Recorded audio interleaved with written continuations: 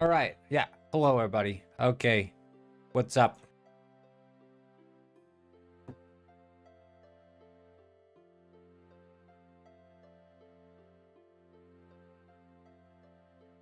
Wait. What the fuck?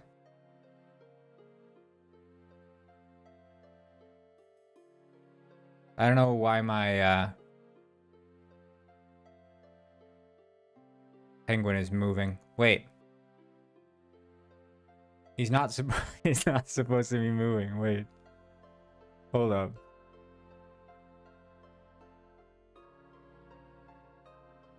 Um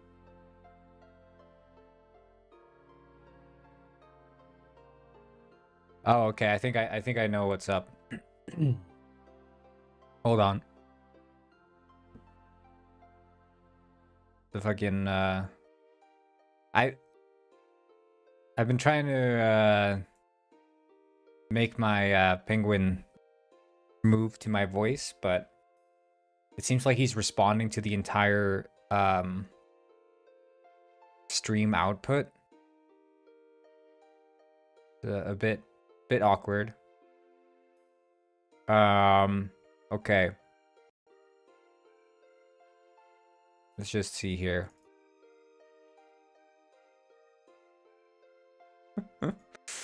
All right, little bro. Let's fix this. My penguin is he's not doing too hot. Okay, let's see here. Again, penguin pet.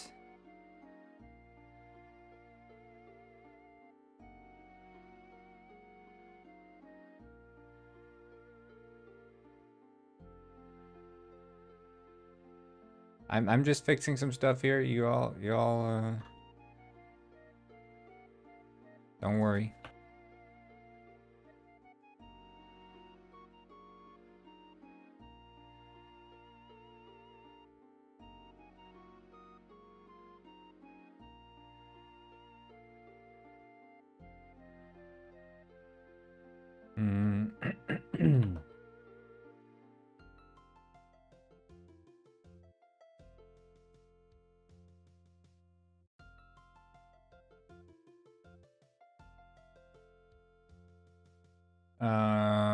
Okay, just a sec here.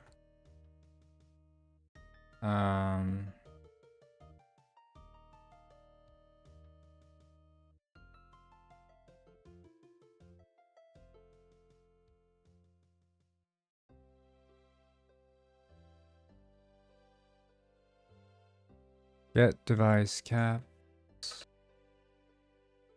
If dev contains zoom. Continue. Okay, let's just try this out.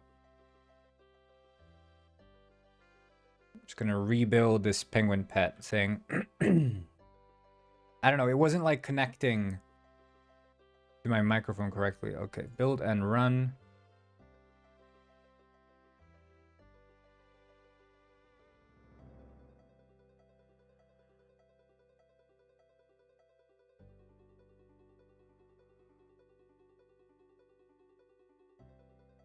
A little bit of a janky start here, but that's okay. That's okay.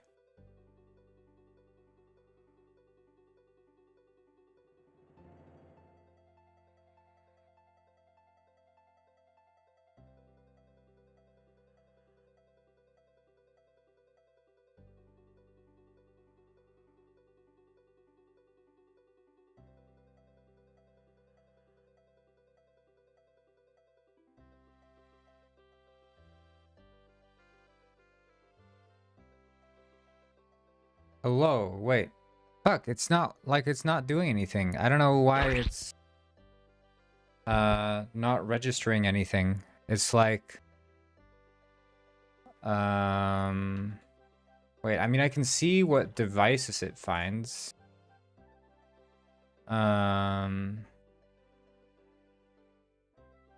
Voice motion light is not set to an instance of an object.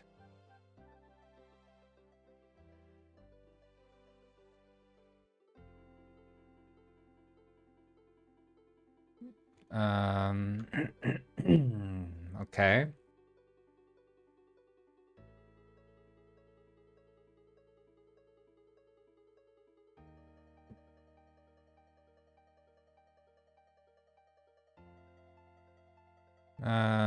Microphone FX.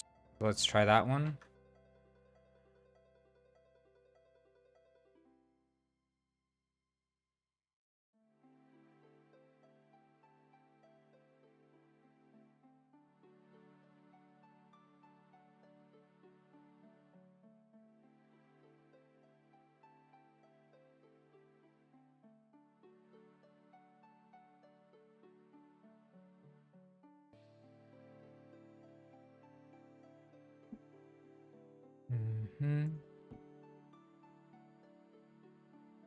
Wait, but I wonder, like, microphone FX. Sound. Input. Wavelength stream.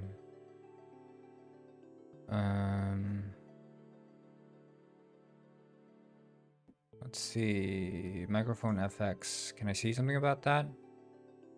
Okay, I mean, wavelength. Okay. Give that a try.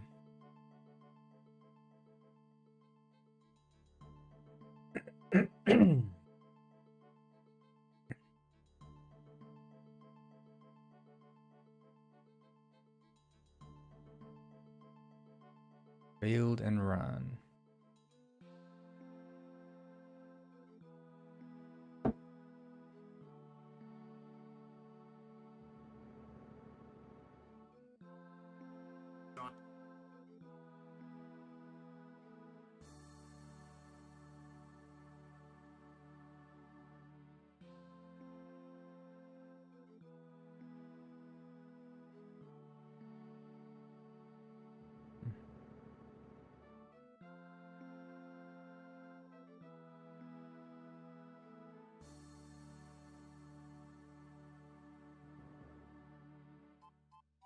Hey, okay, is it working? No. Okay. Well, that's bullshit.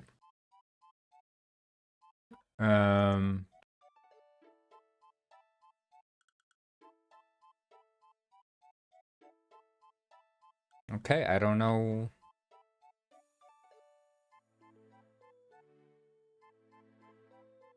Uh, uh, uh, uh, uh.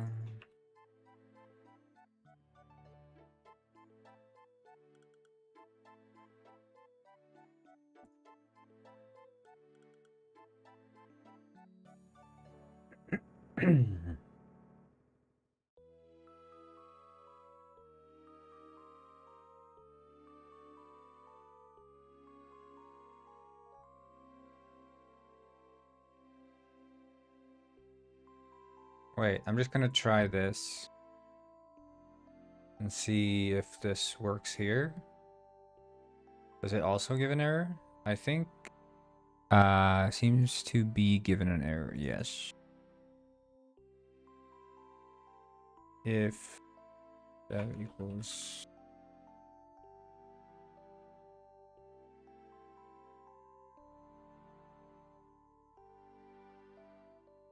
try this.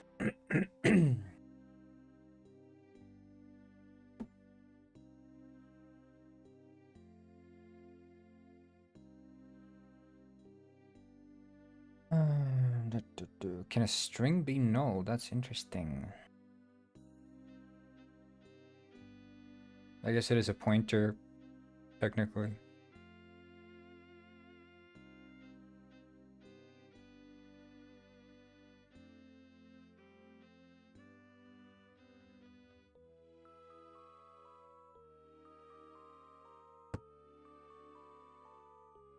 Okay, file, build and run.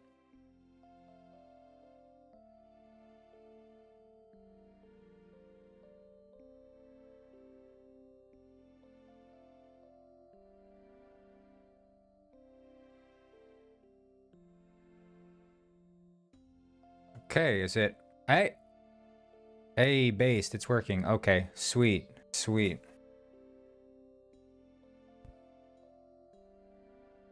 Okay, so let's just jump into it. Penguin Heist.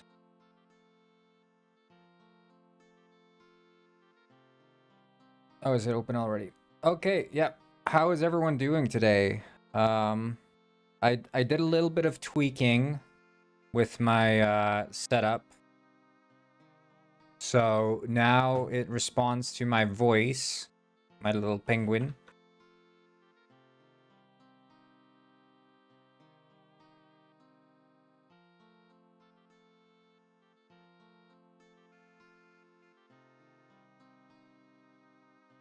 Not seeing what you're building. I just opened up the screen. I was hiding it for a while there. But yeah, you should be seeing stuff. Yeah.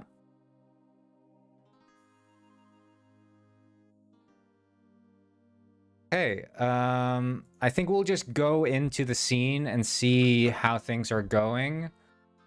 Just gonna double check here that the performance use is okay.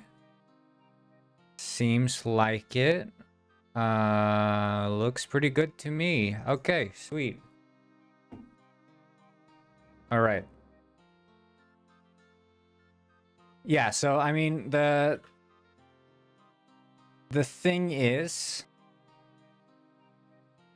I've been optimizing my CPU usage a bit. So the Penguin Pet, this stream overlay I have, it used to take up about 18% CPUs, which is insane.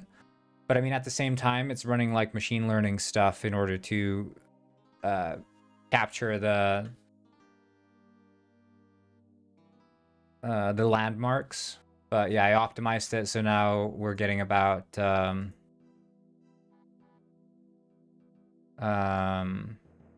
CPU use. Oh, right.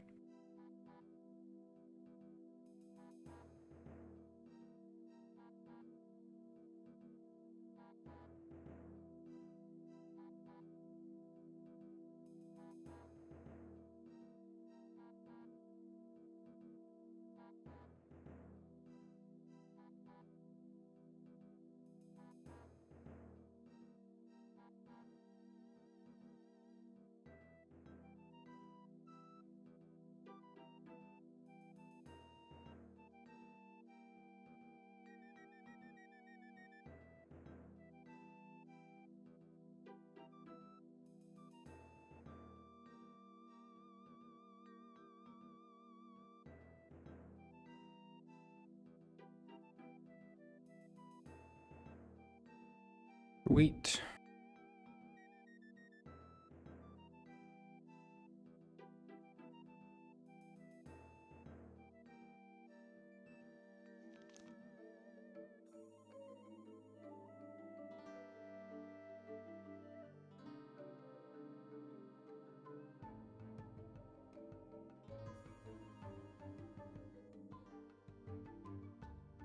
Okay.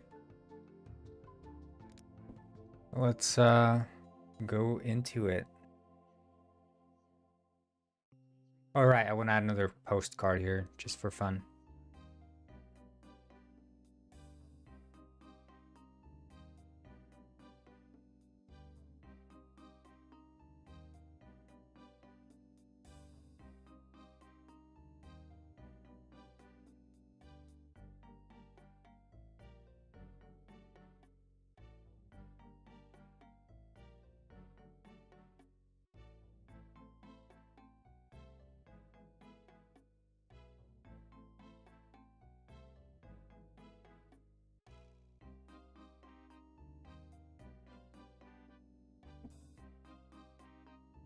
Loadout planner. Wait, so is it like not loading at all then?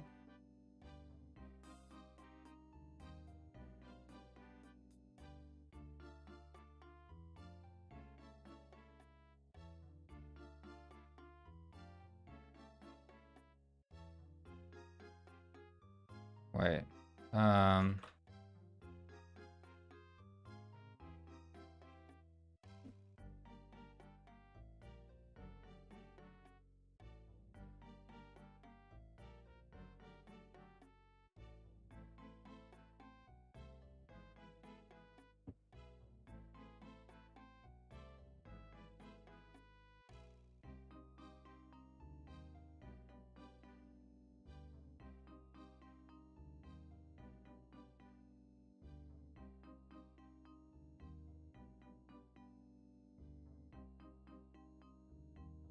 Yeah, it is there.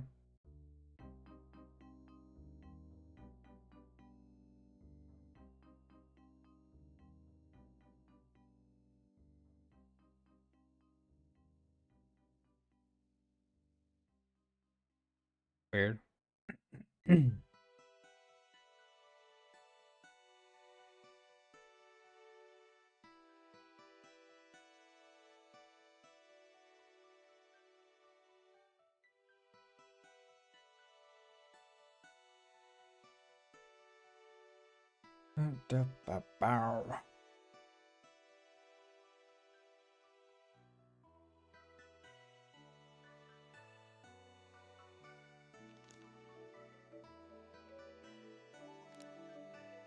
I mean, if I do single player, it should be...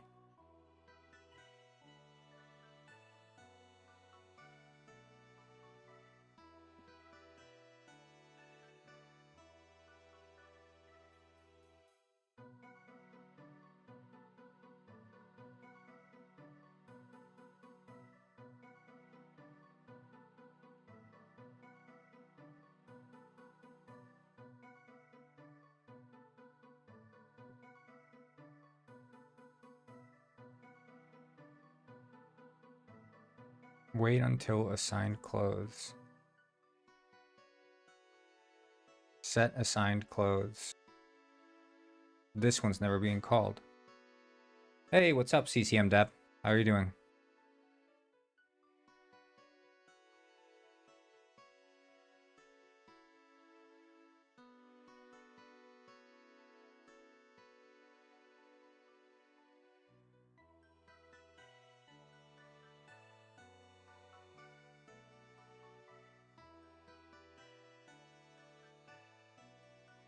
I am doing good.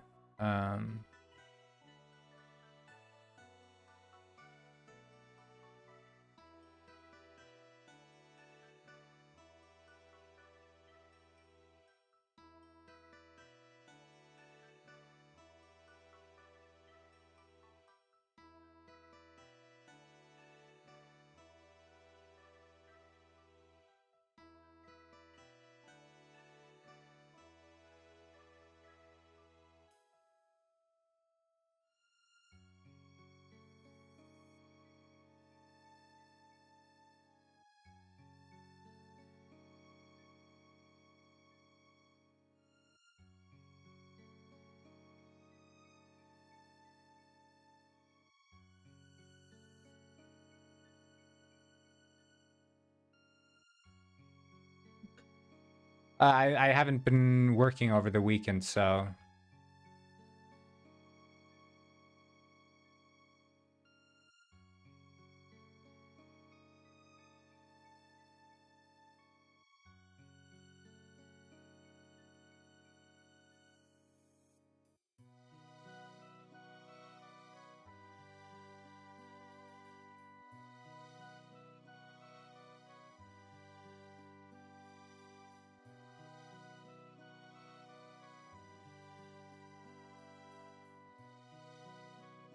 Trying to find where I...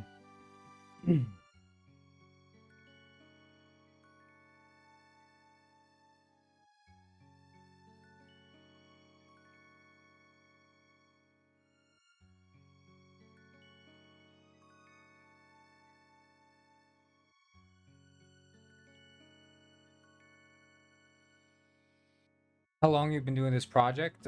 2 days. The clothing manager.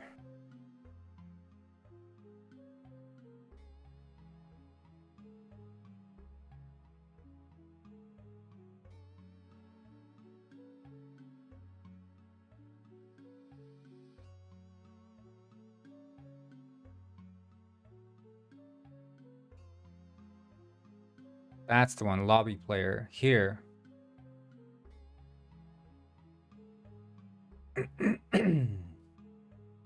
Hello, Lucas.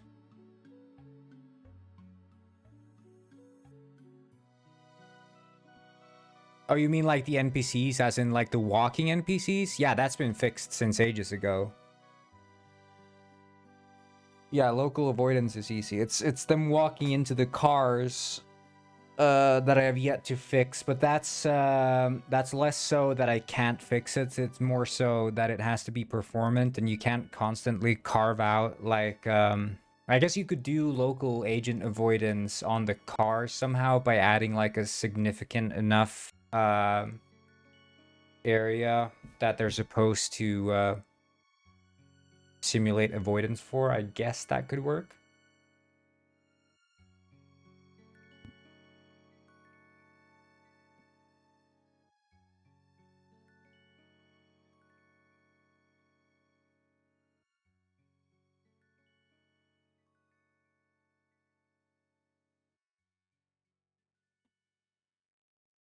Oh, this one was commented out.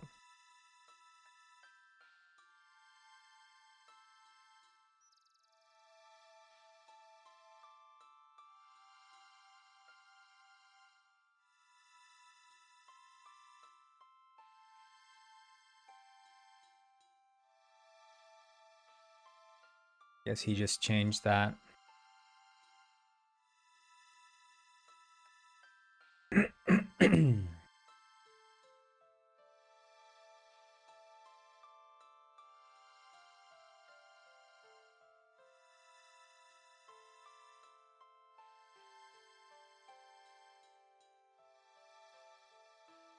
How do you like my penguin bobbing and flailing his arms as I speak? Is it immersive? Does it feel like, wow, this penguin really knows what he's talking about?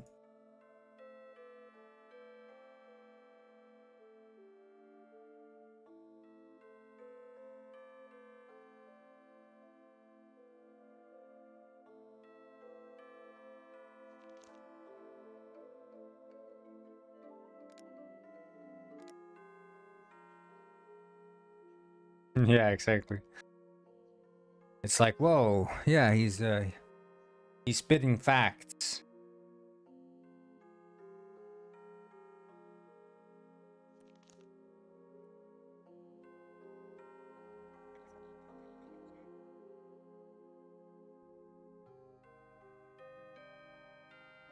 Yeah, but you can see here that part of the issue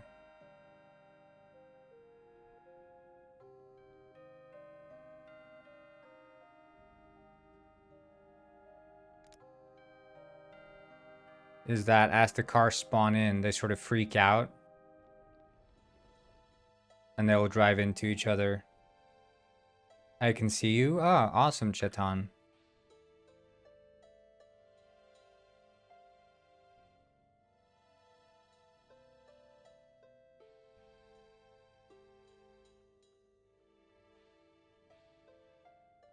Like, what is this guy doing, for example? Help me! Help me!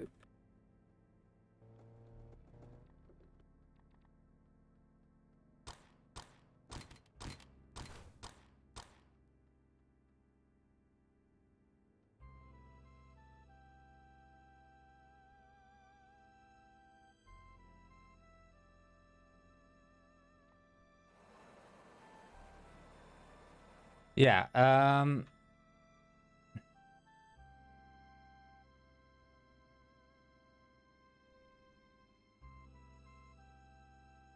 so I have a bit more of a seamless transition right now, but I still need to fix quite a few things.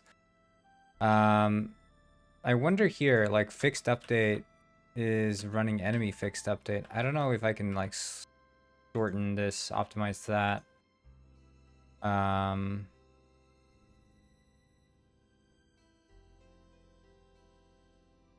Yeah, here it's...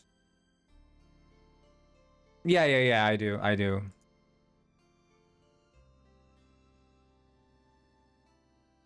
Yep. Yeah, that's the thing. Post penguin copy.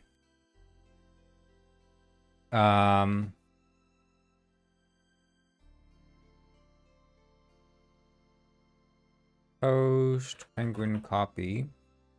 And we can add here for this because these run in Public.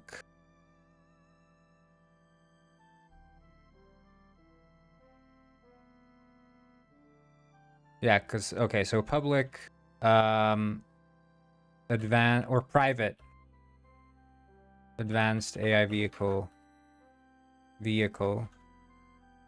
I don't know if start has, no.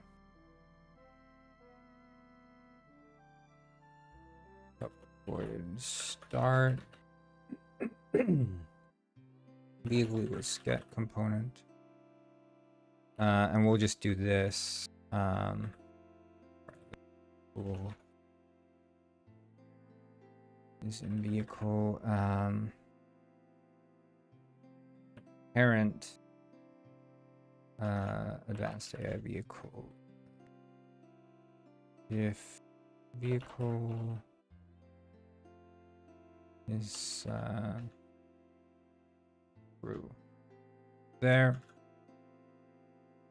How to do the stair stepping system? I don't need a stair stepping system. I just treat them as slopes. Why does America want Greenland? Because it's green. Go green.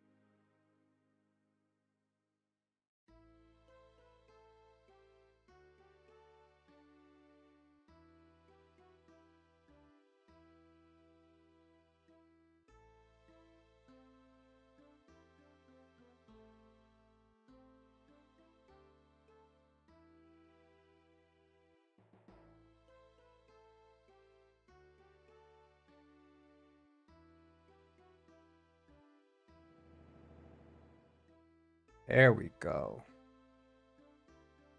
Sweet. And honestly, we should do the same for this. Like, we don't need to update the vehicle SFX if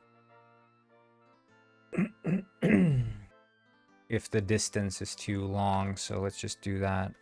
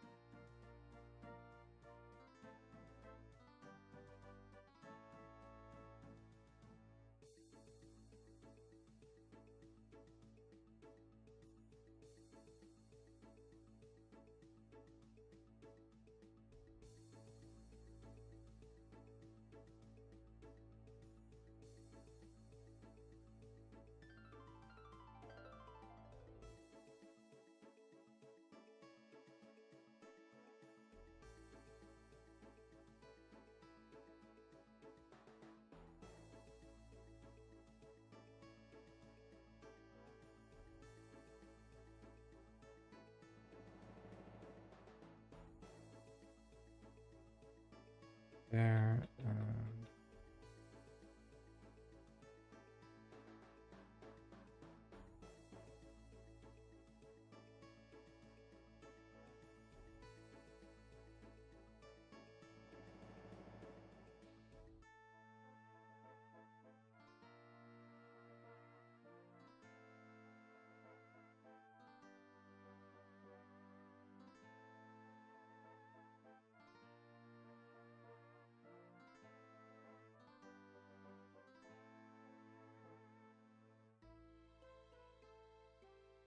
There update here as well. There's update wheels.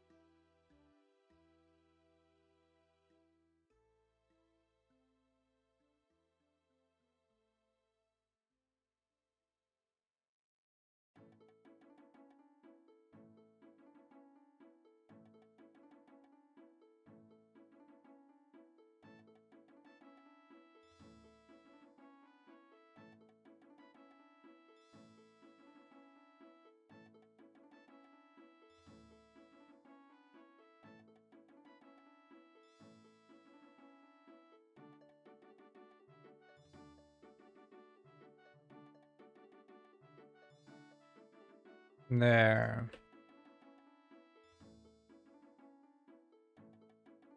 That should cut down by like 1 millisecond at least, so.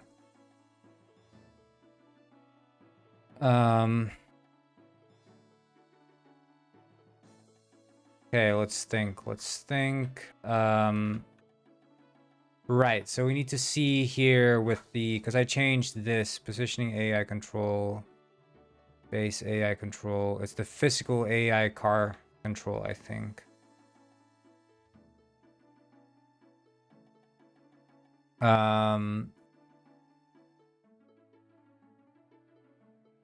But we can probably just change the, so in the traffic settings, I also have the physical here, which is,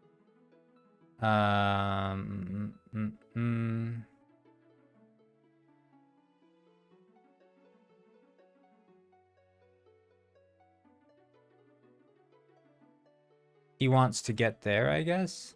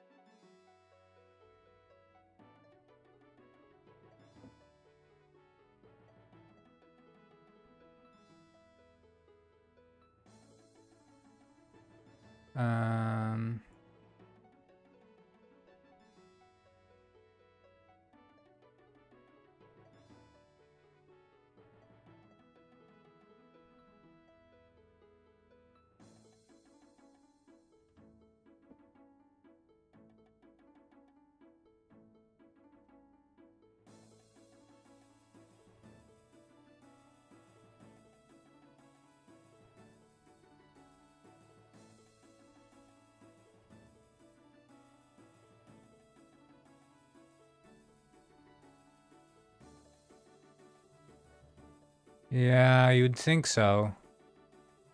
Look, I don't know if this guy is like on his... Like, is this his end? It could be that's his end.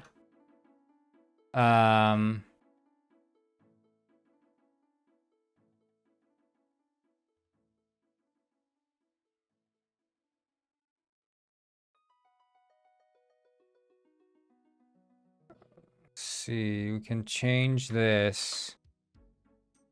If the progress distance is greater than that, -4 maybe?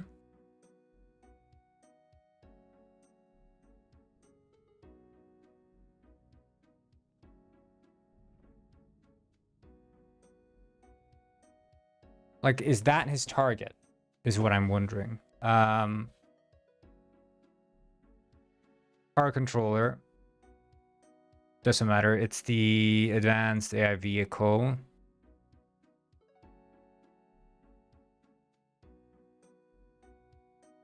Needs new path. Initialized.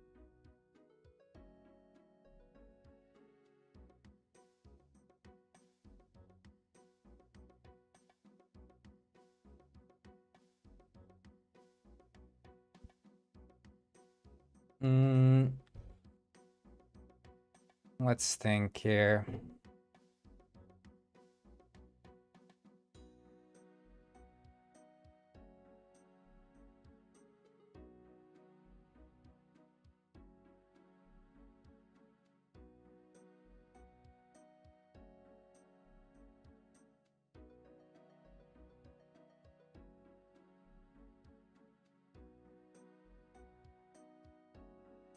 Isn't it like public void on draw, or like, oh, this is here, on draw gizmos,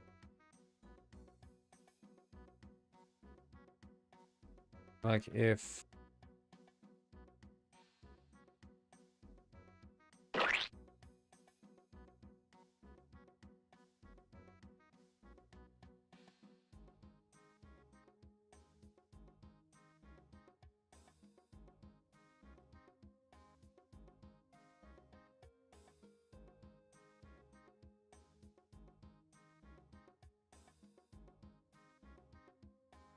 Right.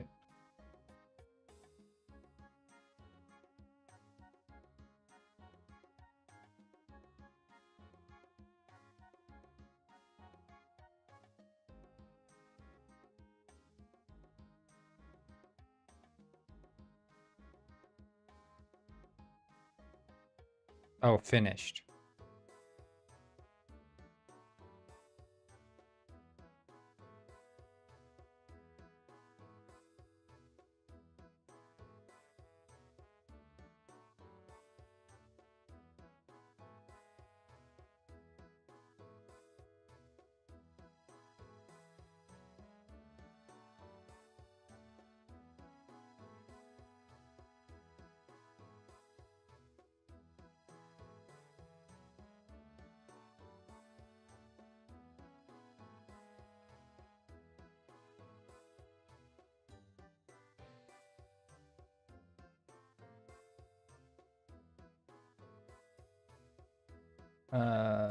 Progress.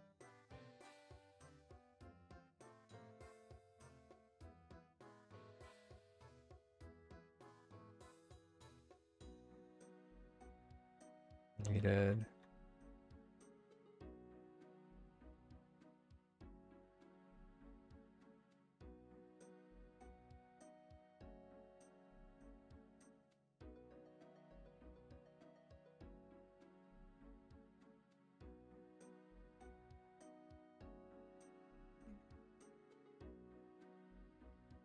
Wait, so the progress is 2017, but the needed is 26. Okay, so I mean, we are past the progress. Because I'm just debugging, it doesn't...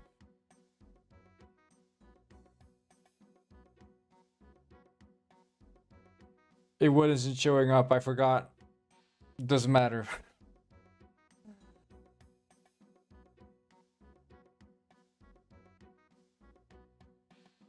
I was like, I'm sure Unity has something like this, but it wasn't showing up in the autocomplete. But I guess, yeah, I was already using it. But yeah, this is allows me to click the car wherever, which is generally like when I click one of these cars, it generally selects the mesh and not the top level. But yeah, but it's not, I'm literally just debugging, I'm print debugging, so it's not really out of necessity that I'm doing this. But let's see here. Finished.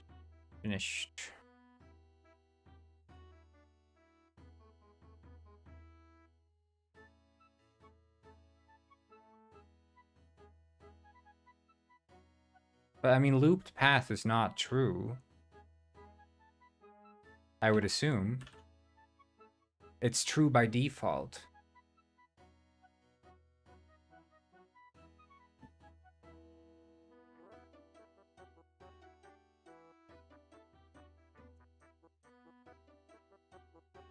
Okay.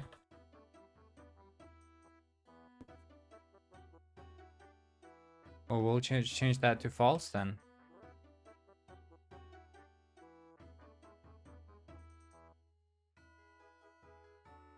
Oh, yeah, okay. It's Penguin GTA. I'm just using this partially shitty, partially amazing car asset. Which is why I even have to debug log like this in the first place, because I don't know exactly the inner workings of the asset, and I'm just trying to work around it best I can.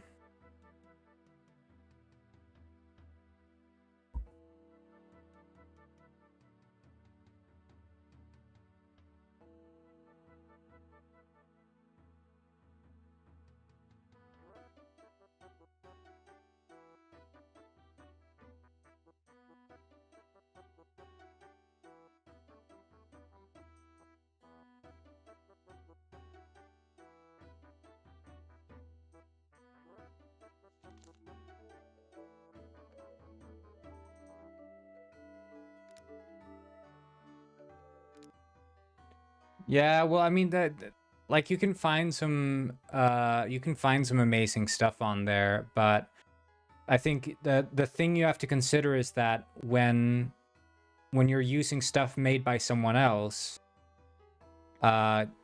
you're gonna run into the issue of not knowing the inner workings of said project, right? And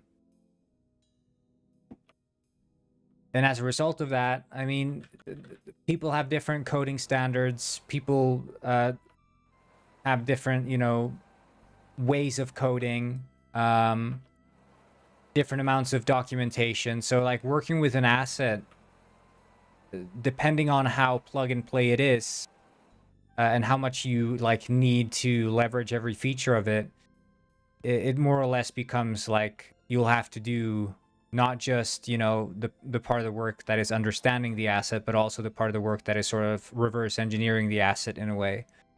This is a commercial project.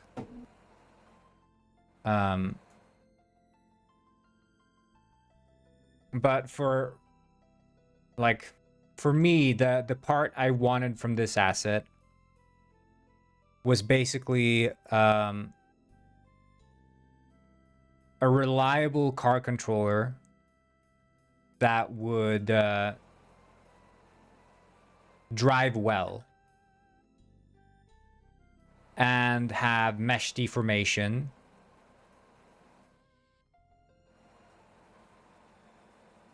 And that was basically it, right?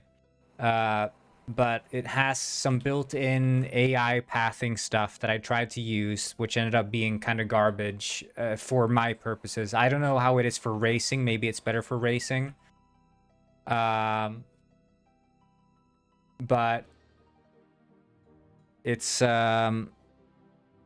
my sort of I mean, the problem with a GTA-like game is that it's so open-ended in the way that features are implemented.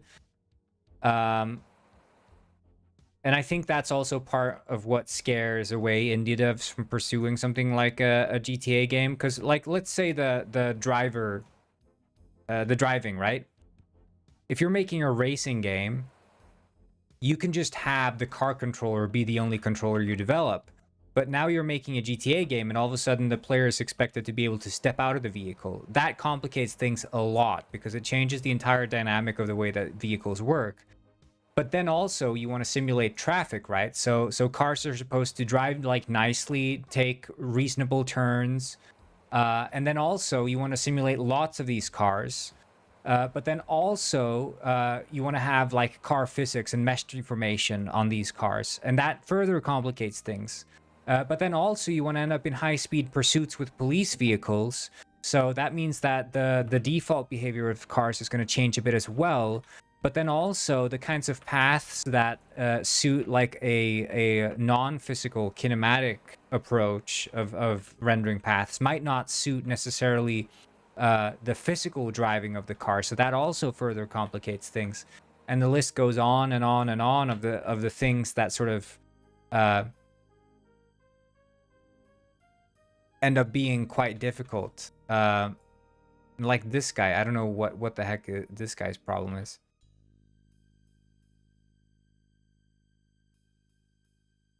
And it's the same with the shooting, honestly. Like when you're making I don't know, Counter-Strike or something. Like let's say you're making Counter-Strike. The shooting is very, very confined as to what it can be. It's a tactical shooter, and that's it. But with a GTA style game, all of a sudden, I mean, it's like possibly player versus player, player versus police, maybe player versus other enemy AI. And it's sort of like open world, but it's also like goofy, but then you also want it to be like responsive when it needs to be, and it's like many things at once. It's sort of like every single feature is this, many-headed beast that can take on all kinds of shapes. And defining that down to like a neat packaged feature is near impossible. But I've always been the kind of developer who enjoys working like that. I'm not a gameplay loop first. Well, that's part of it. You know, that's part of it. It is, I mean, all Rockstar's games have become like increasing sizes of behemoths.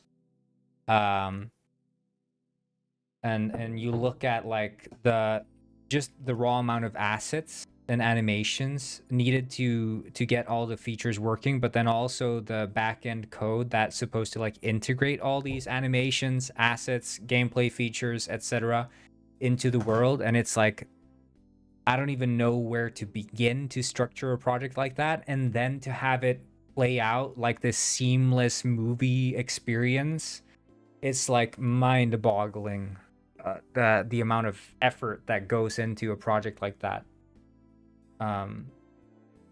Because like, yeah, I mean, you can play through Red Dead Redemption 2 and it can genuinely feel like a movie, right? Except in between the scenes, you get to follow the characters as they walk from location A to B, right? And it's like you can't even understate how amazing that is, that can even exist in the first place. And then that we're at a point now where that's sort of taken for granted, and people can even like take the piss out of Rockstar for like, oh, you won't let me leave the mission boundary, that's insane, why won't you let me do that? But it's like this is like the one of the most amazing things ever made in the gaming space, what they're able to achieve. It's like, I don't think anyone has the right to take the piss out of them for that. It's what they're able to achieve is insane, absolutely insane.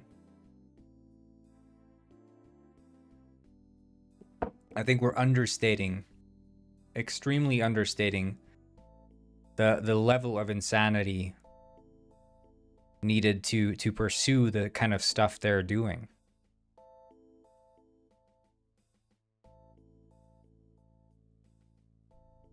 That's not to say that like Red Dead Redemption 2 or GTA 5 or maybe even GTA 6 are like my favorite games. I'm not even sure I'll rank them in my like top 5. I don't think so.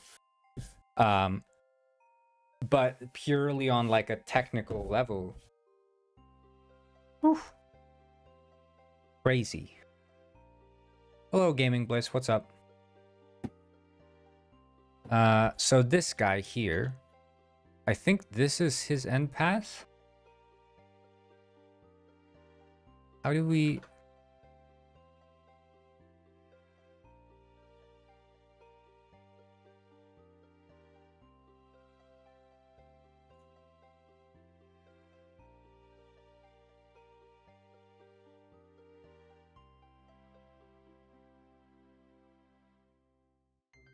Request new path is called...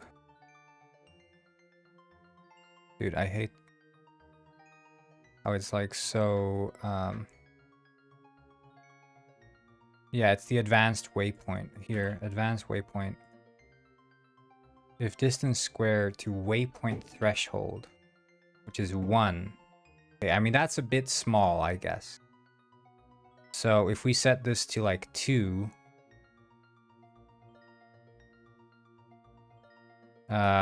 private const float waypoint threshold, and we call it 2f, then we should probably see a bit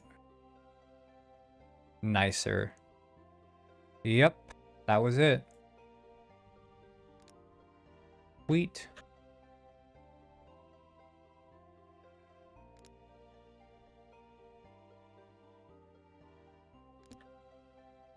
But yeah, I mean, we're simulating like 100 cars now, and we're still getting like decent FPS. There's 100 cars driving around the world right now.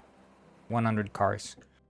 Plus another 100 or so NPCs being simulated. I mean, we're not getting star, you know, cream of the crop FPS. We're running on 30, but, you know, I'm streaming as well, so make of that what you will.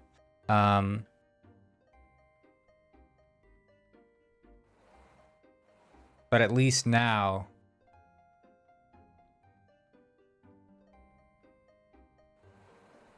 Cars, I mean, this guy crashes, I guess.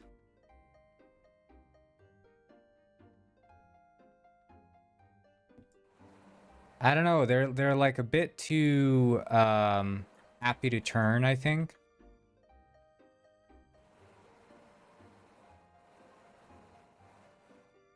Well,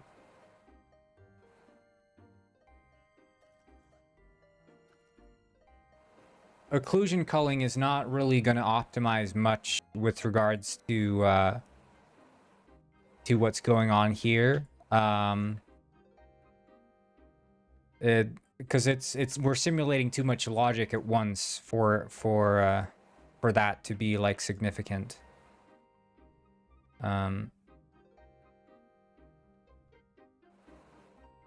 See, that's weird. Sometimes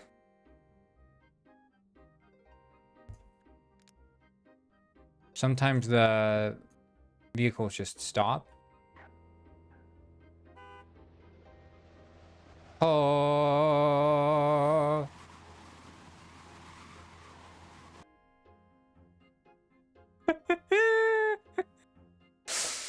Ay, ay, ay, ay, ay, ay, ay.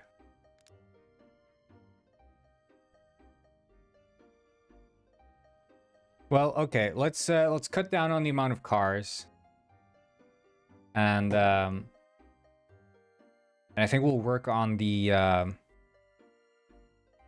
career spin for win. Yes. Cut down on the amount of cars. I don't think we need to simulate 100 cars just yet.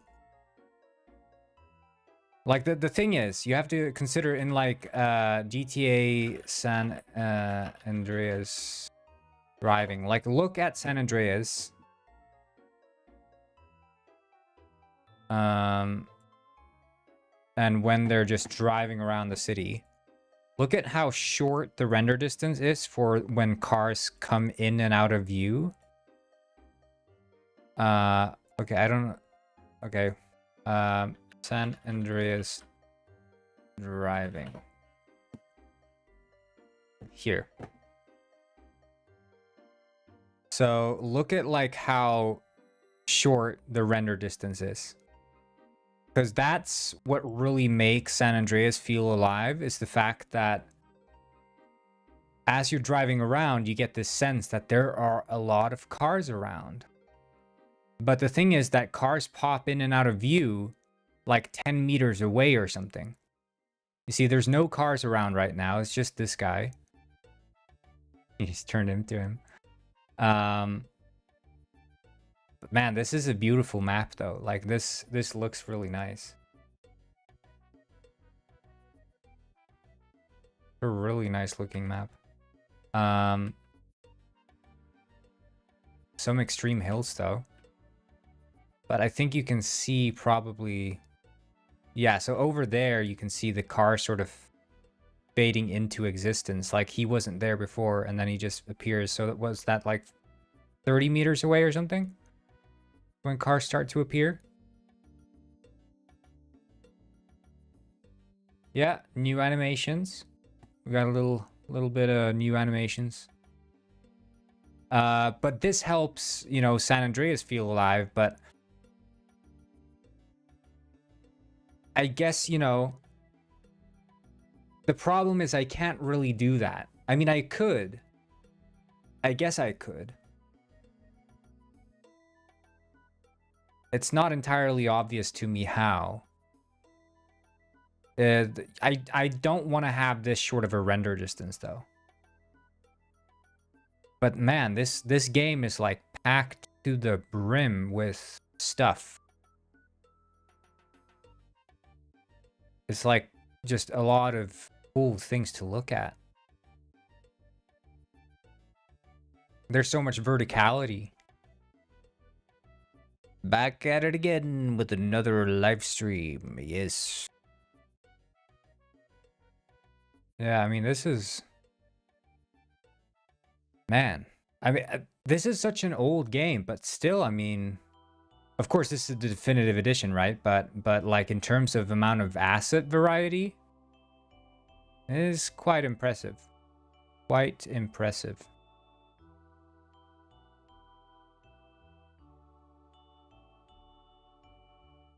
I think for sure. But I think it's the verticality that's the most impressive part. In my opinion. Verticality has to be. I mean, I also love how in San Andreas, how bouncy the cars are. I think that might be, for me, the defining feature of the driving. Just how bouncy and how much suspension there is on those cars.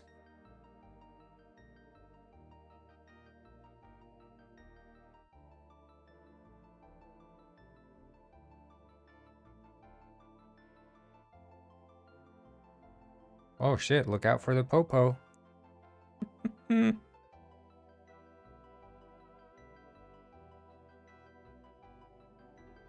Yeah, I mean, it's a really impressive game. I mean, when did this come out? Was it like 2004 or something? 2005? San Andreas release date. 2004, yeah. Like, it's really... I don't know. And this, like, the just the reaction from, like, the NPCs and stuff. I mean, it is... It is extremely impressive. I'm gonna try, Mega. I'm gonna try to make it... That's just the way cars are. I don't think cars are that bouncy. If you look at GTA 5, there is a significant drop in bounce. And then Hello Neighbor came in with Freddy's and Kevin's in almost every object. Freddy's and Kevin's. Is this a reference, or am I not supposed to understand that?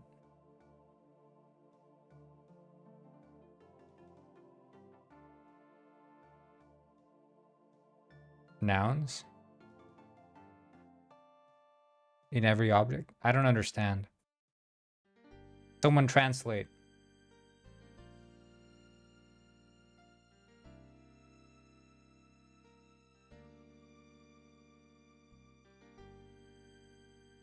I'm not woke enough.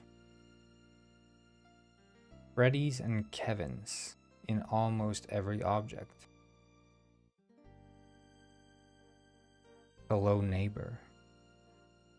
It's like a riddle. It's like the New York Times crossword be like, Hello Neighbor introduced Freddy's and Kevin's into what? It's more fun when the cars bounce. That's what I'm saying. I think it's nicer. And then you had like, okay, like bouncing cars. GTA 4 took it to like the next level though. Like the amount of, it was like driving on soap. But there was like, there was this, you know, I think GTA 5 took the driving and made it like, I don't know, it like ripped out all the personality. It's like, let's make this as arcadey as possible so that cars are easy to drive, so that like the sort of plebs will be able to drive them in online multiplayer. But GTA 4 was like, we're going to make these cars hard as hell to drive. They're going to slip around on the roads like soap, and they're going to be bouncy as hell. It's going to be the most infuriating game to drive in. I think in terms of driving quality, San Andreas hit the sweet spot, in my opinion. But GTA 4 has like this insane amount of personality. Like the helicopters, the fact that you can actually like turn them on their head. You can't even do that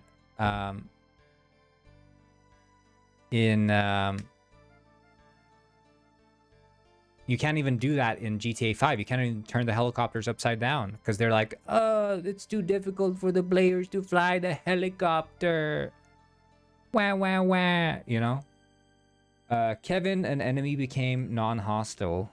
Freddy, object. That breaks the game. Wait, but I don't understand. What is the context of the Kevin and Fred? Can you explain to me, Mega? Can you explain to me? Translate, please.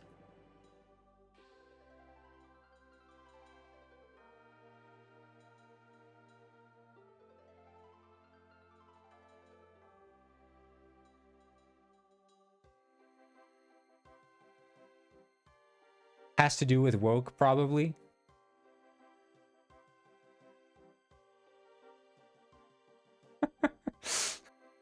Does it have to do with woke? Can you explain Ionut Lungu?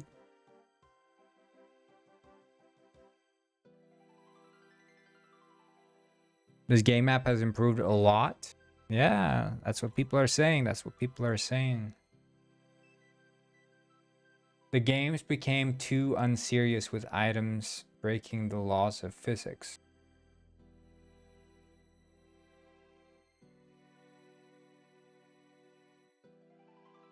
As in, okay, so is he saying, I was saying that the driving in GTA San Andreas was good because the cars were bouncing, and his point being that in Hello Neighbor you can break the game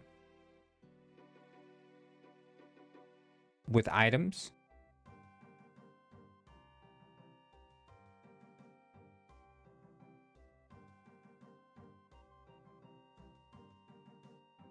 Because it's sort of giving, speaking of anchovies, I once had a peanut butter sandwich. And it's like, where does the anchovies come into the picture? Well, my grandma liked anchovies, and she also happened to make me peanut butter sandwiches. So, that's what it's giving. I'm very confused. I'm just gonna be honest. I'm very confused.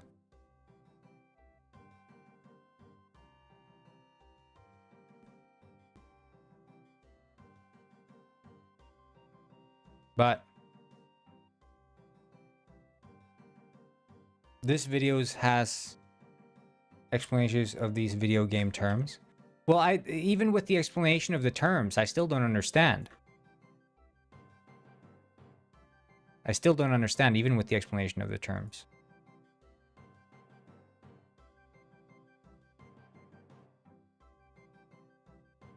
Does that make sense?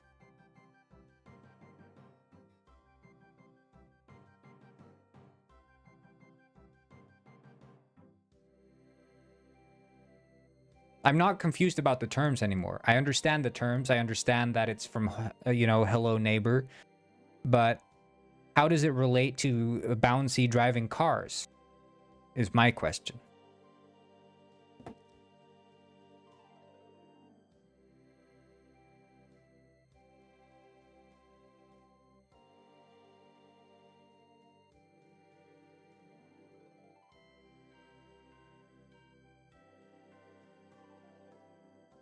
Okay, let's see. Huge sorting folder. We have this folder called huge sorting folder, but really what it is it's a folder where we dump in shit that we're never gonna sort.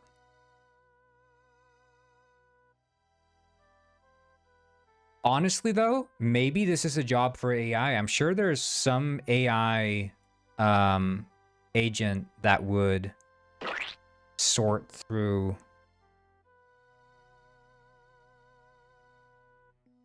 Wait, is this simple lit? Yeah.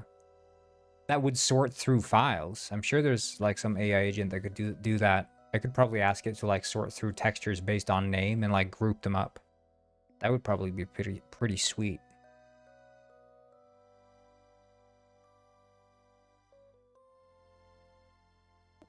Okay, so your point, okay, I see it now. Your point being that games used to be polished, but now they're not. Well, I'm still saying that, you know, the GTA games of modern time are still very much polished. Or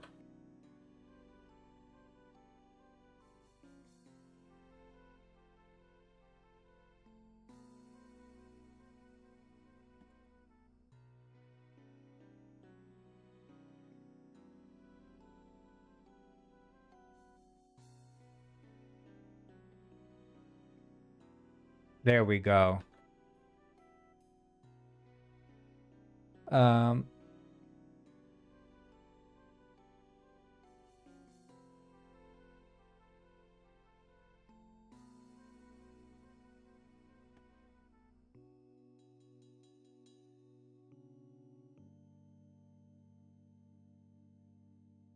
Hello Neighbor is an unfinished game that sold as full release. Someone should tell the developer that his game was unfinished. Maybe he forgot to finish it. I feel bad for the guy. Maybe he didn't know.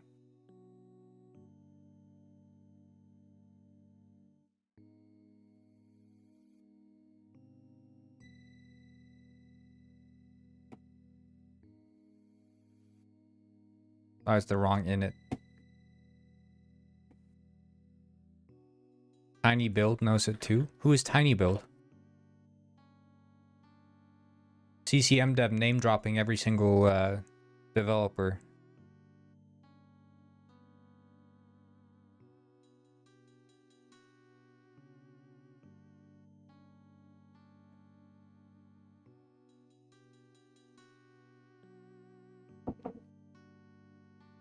Hello Neighbor devs. Ah.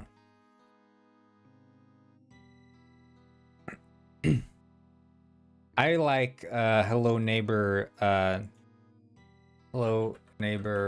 Matt Pat tweets.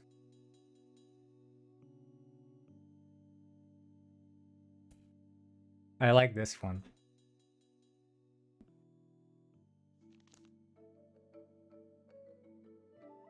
This one's a classic. I believe MatPat is going to enjoy this. I think MatPat will enjoy dissecting this frame by frame. Yes, MatPat, you should totally reply to my DM. Oh, man. Hey, what do you think about this loading screen, Mega? Check this out. Check this out. We got the loading screen. Check this out. Robber Tacos in Penguin Springs? Keep in mind, this is a temporary loading screen. I'm not actually going to have this loading screen for, like, the finished game. But yeah.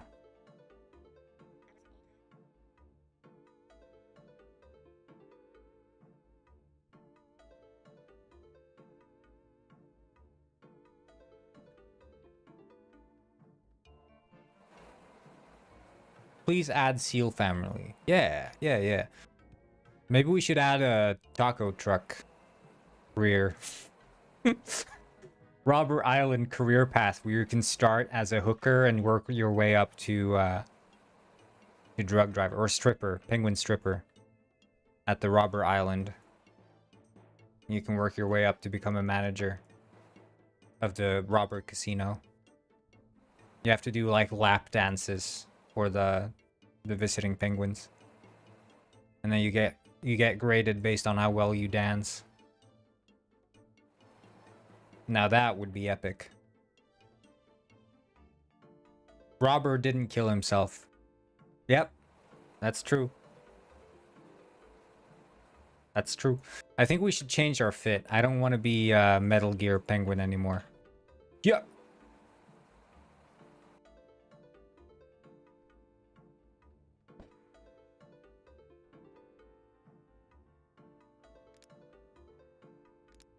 I don't know if I like.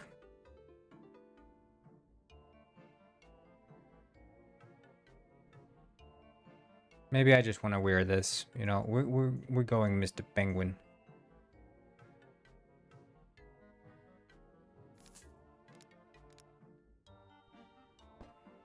Drip so fresh. Yeah, thank you. Will this game have the hot coffee minigame from GTA San Andreas? Well, that's what I'm talking about with Robber Island, you know?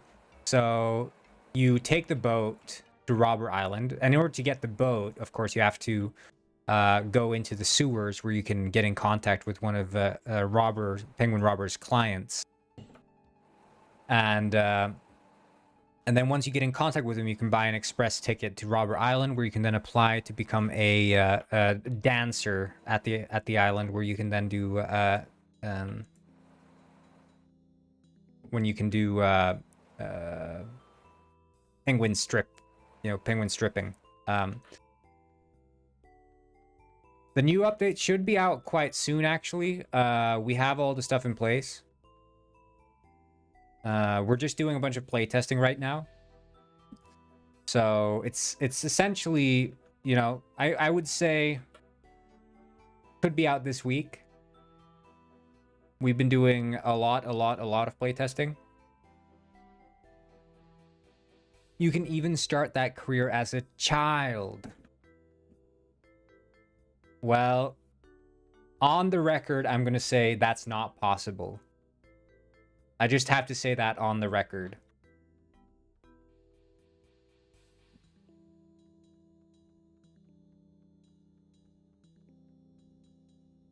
Okay, so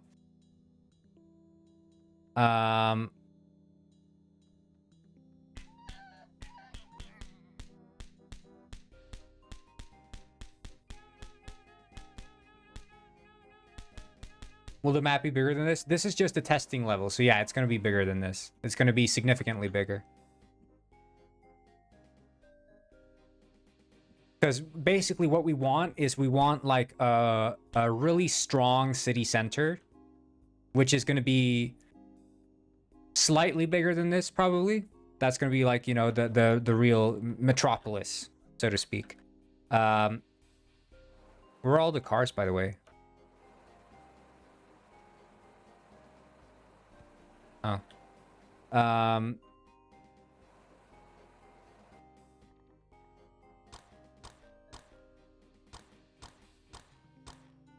Trying to shoot. Oh, right, yeah, because you can't shoot the car if it's not physically active, can you? Yeah, try to get to me, bitch. Sucks to be you, copper. Ah! The car is still going!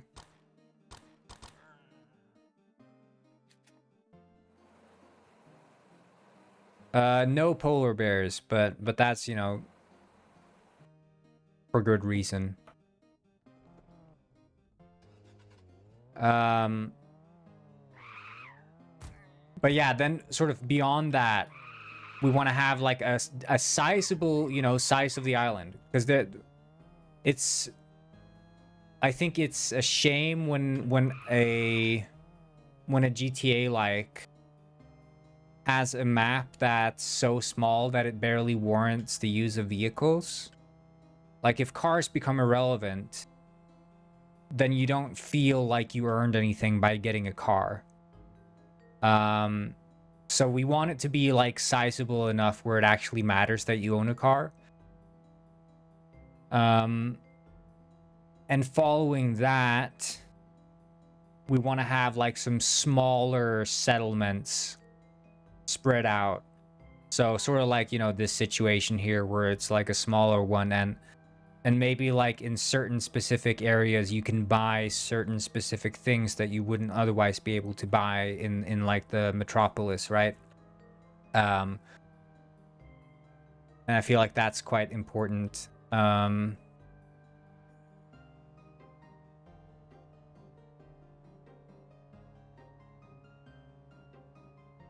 But I think overall...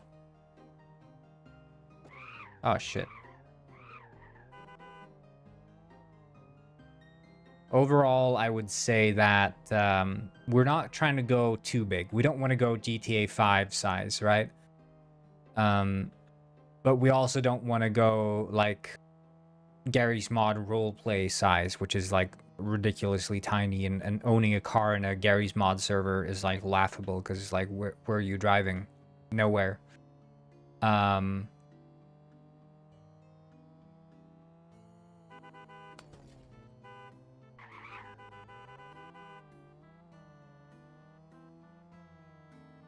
just want to try to drive into another car. What? Yeah, it's because it's changing the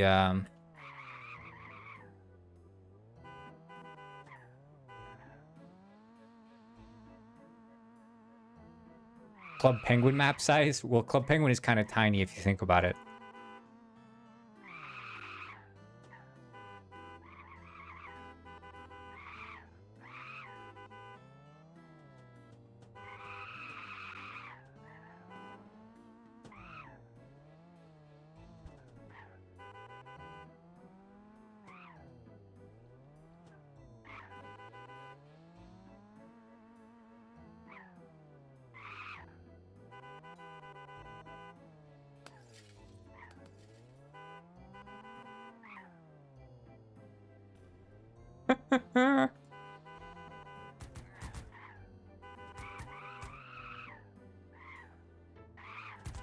GTA 4 map size? I don't know about that. It's like, we're gonna see what feels good. I think I don't want it to be so big that you don't run into other players. I feel like that's a necessary part of any sort of roleplay experience or like life simulator online multiplayer thing is actually running into other players. And if you make it too big, and I would say that GTA 4 might be too big for that reason.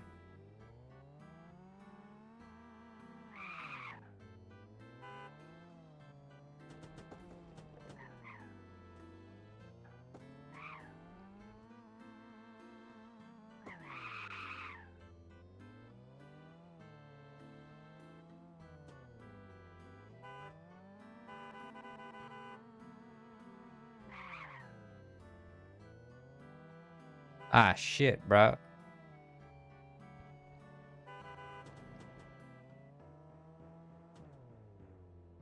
Ah, hell nah.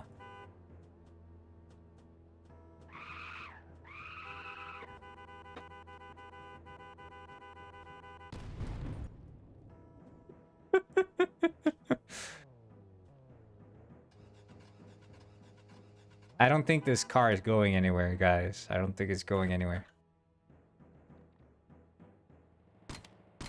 Well, it's not roleplay in the sense that it's roleplay only. It's a game that supports roleplay, right? But it's not really in the way that it's like the game isn't built around roleplay.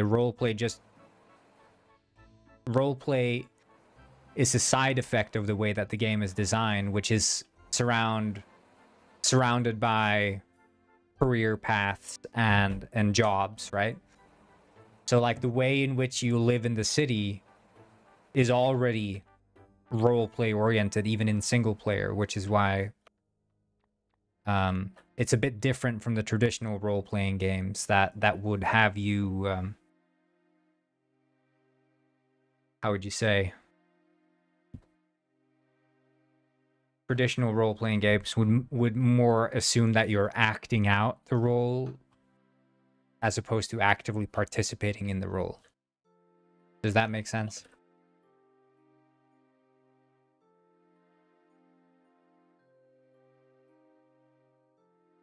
There's no play pretend here. It's a role play without the act of pretending.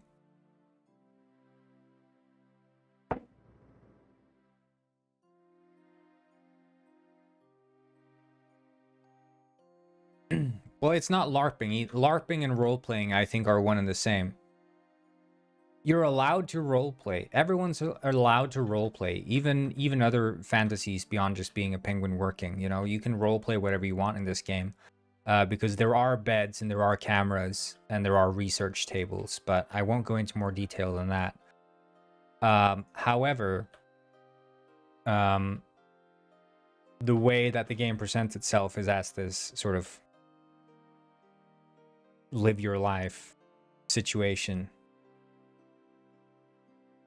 Whereas like LARPing and role-playing, to me, it's like those games are delivered without the features necessary to make the game fun. They just provide like a bare bones platform that's good enough to make players be able to do random shit, like act out scenarios. But here there's no acting. When you're a criminal, you're actually a criminal. When you're a taxi driver, you're actually a taxi driver. You don't have to drive up to a person and play pretend like, get into my cab and I'll pay you, and you pay me $100 when I get you to your location. It's like you're not playing pretend, you're actually doing it with like NPCs around the world. You're actually a taxi driver. Hey, appreciate it, Cast Killer. I mean, that experience can be fun, but it's, to me, that's not the kind of game I want to make. I want to make, yeah, like a GTA like. That's why I say it's like GTA, because GTA doesn't assume other players. It already has a simulation of a world. But I digress. What we need now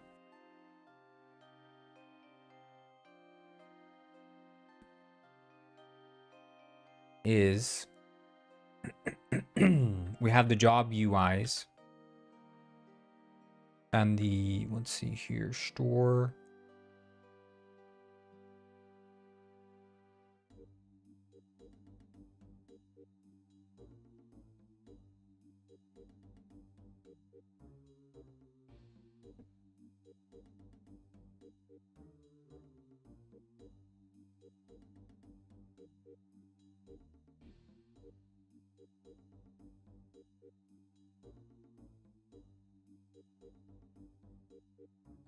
I don't know what this stuff is being shown for. Yeah, okay. Bob the Builder map size. Yeah, that's the map size we're going for with this game for sure. Bob the Builder. I love Bob the Builder. The map in Bob the Builder is so good. Masterclass in map design. Bob the Builder. Okay, is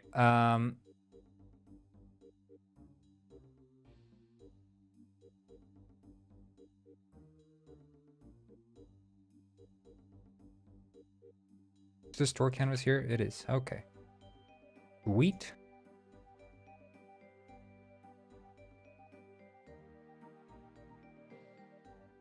Damn, bro. Damn, bro. Kevin James. Damn, bro.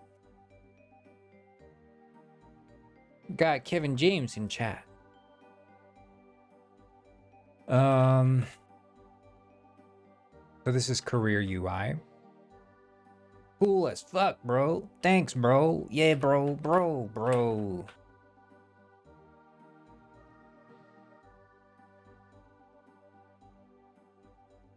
What's up? What's up, bro? Okay. We don't need that. I guess maybe. I wonder, should we... What game is this, by the way? This is Penguin Springs, Penguin GTA. You're familiar? I'm sure you've heard of it.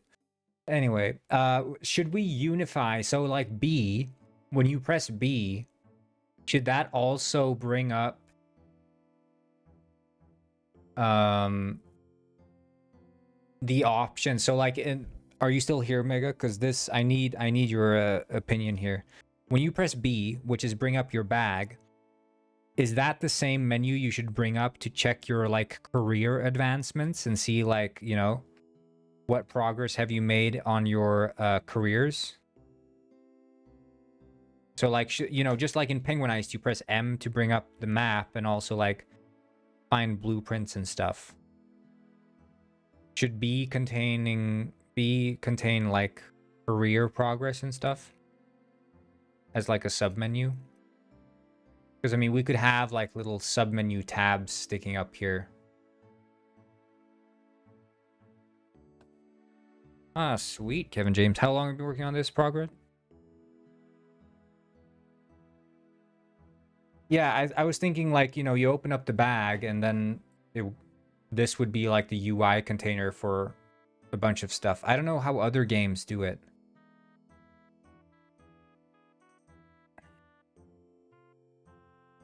Like, what makes sense? Because my thought is, like, call me pirate software or don't, but my thought goes, like, you'd have, like, slots showcasing your careers, and then it's like, you know, keeps going here. There's like a scrolling list or whatever. You have, like, the name of the career, and then, like, the experience, and then need for what's it called? Promotion. Got a dip? Oh yeah, okay. And you'd have, like, yeah, some sort of skill bar essentially, which is showing like this is how far you've come in your career, and then this is what you need for a promotion, which could be like, you know, if you need like a driver's license, or you need maybe, I don't know, like a car, you know, driver's license, gun license, whatever. And then when you have this full and you have this full, and then you have like the level of the career you're in as well.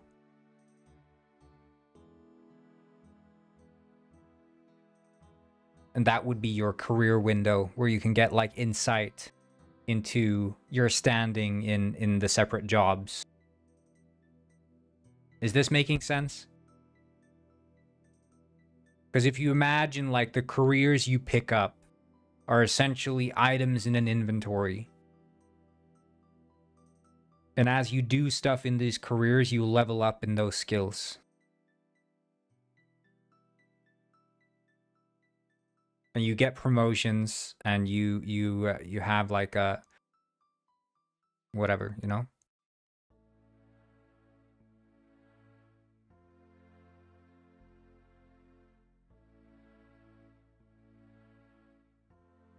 I think that could work. I think it could work.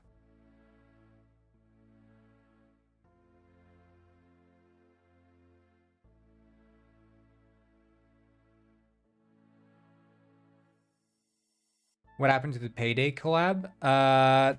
It's essentially fell through.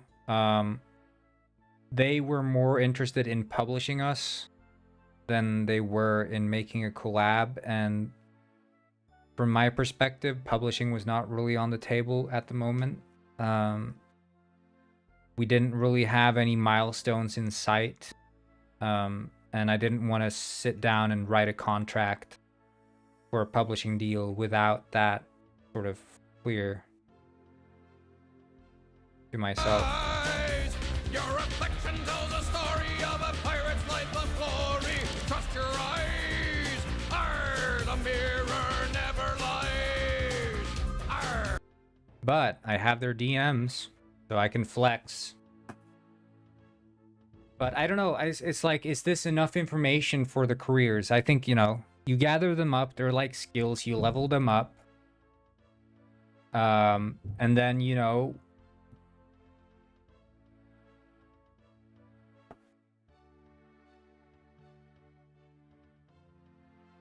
because I imagine like the backpack, if the backpack contains all your items, it would also contain all your relevant documents. And if we're thinking of it, you know, because I like to think of UI as not existing in some separate space from the player, right? I like to imagine that the stuff you're doing has a place in the world.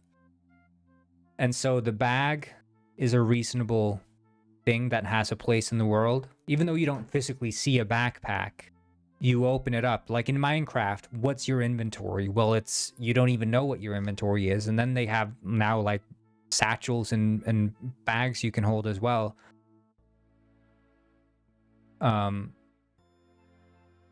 So it's sort of like, this to me is like grounded in something. But of course, I don't want to force the players to wear a freaking backpack cosmetic all the time. It's going to be available for Linux, yeah.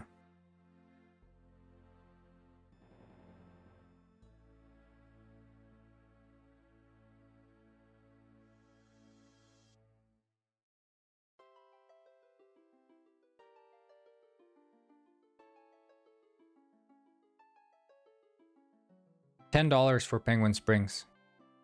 But if you already own Penguin Heist, only $2.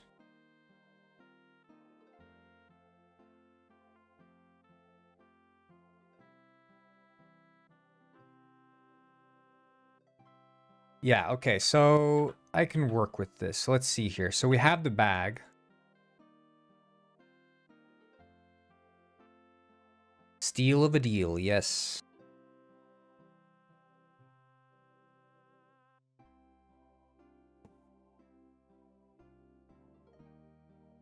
So I think we can do this.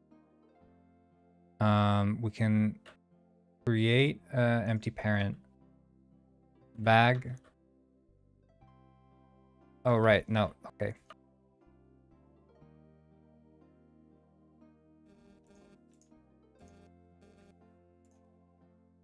Inventory. And this is the bag UI. And then we can make the career UI, which is going to be basically the same, except we switch out.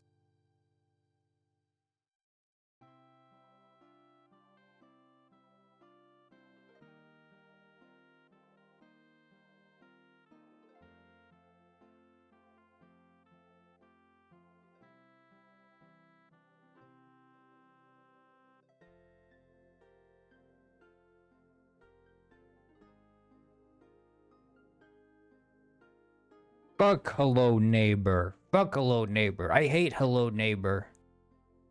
If I could kill the neighbor who says hello to me, I would.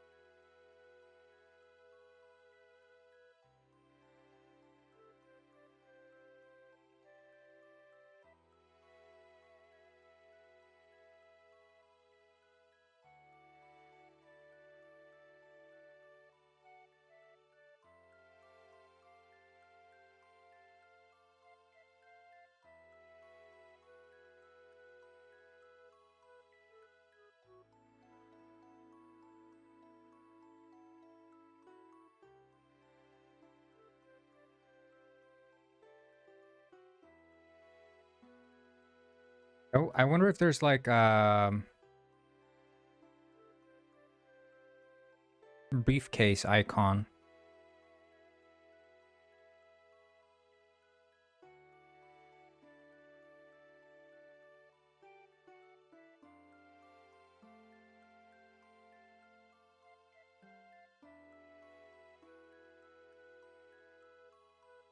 Ooh, ah.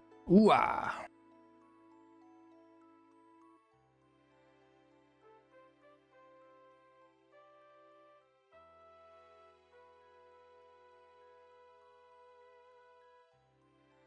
Beefcase.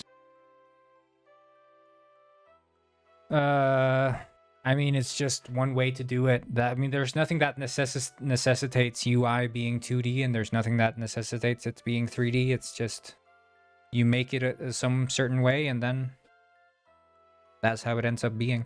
Mega, please draw me a briefcase UI icon that's supposed to represent a work icon. This is me prompting my AI, by the way. My AI is called Mega. Mega AI. I'll just use a different briefcase. Briefcase icon tune. Yeah, looking like this. Looking like this. You know, in the style of this, but like, you know,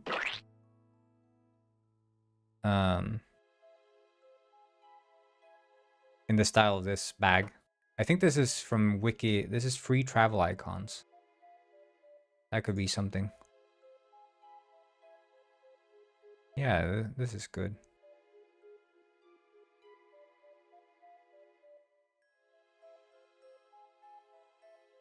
I'll just use this for now.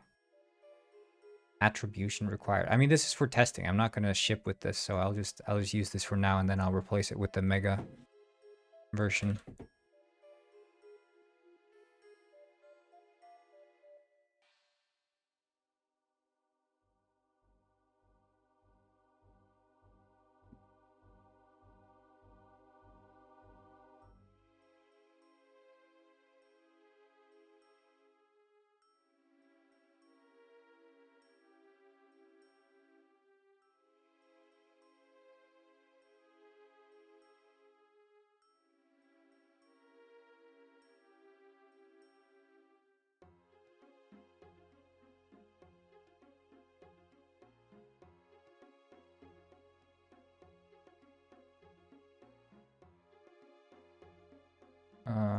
Polish.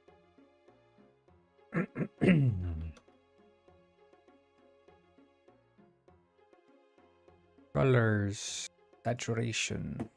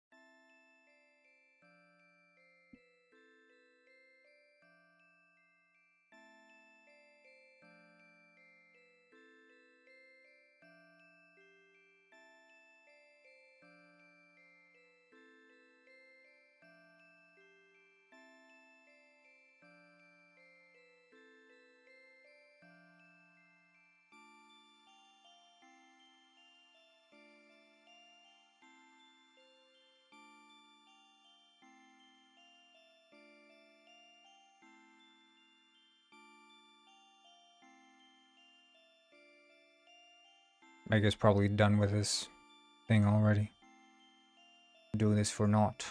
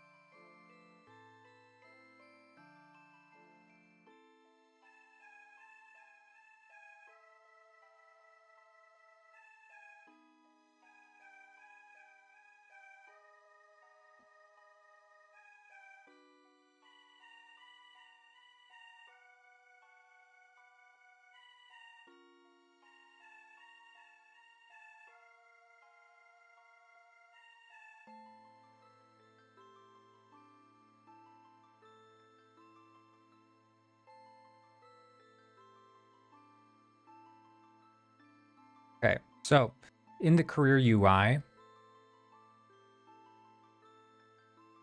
I imagine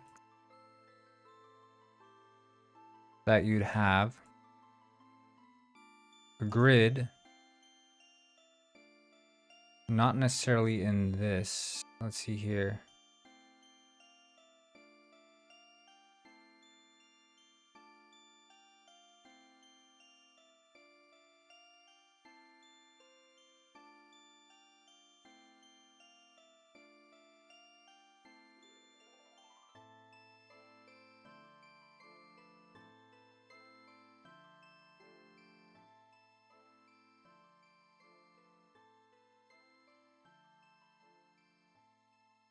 We'll call this the career slot.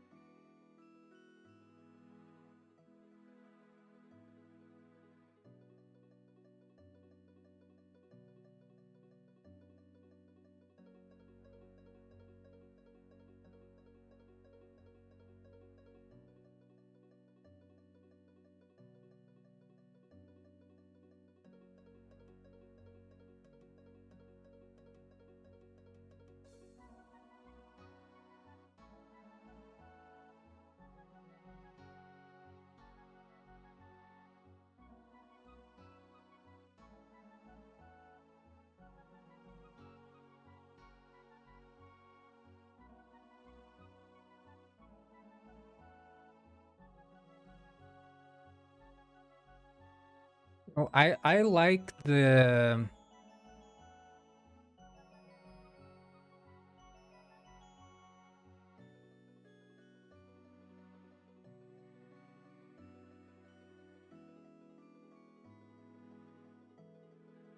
I'm thinking, actually, what we could do. So we can use that one. I think that's the same one I have there. I'm gonna try something here. This might completely blow up in my face and look like garbage, but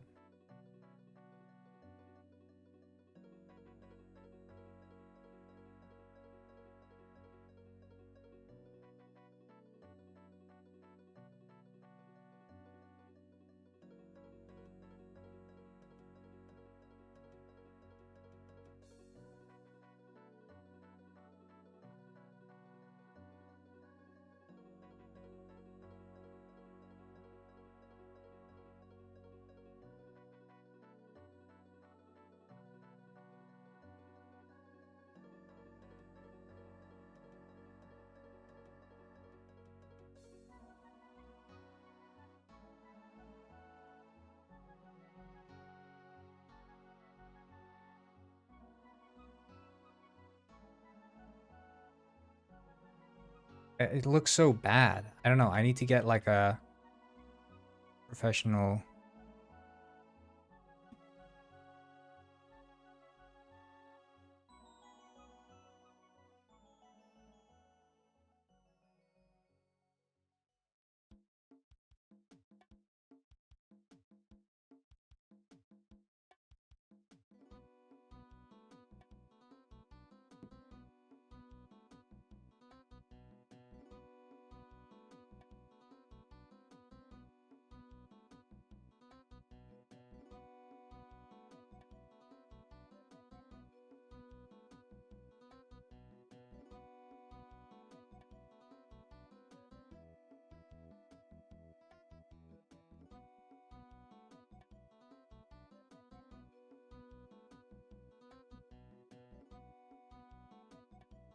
Ooh, we got the briefcase, but I need it to be more gray so it separates in color from the backpack, you see, because this is the work. Gray as in corporate greed.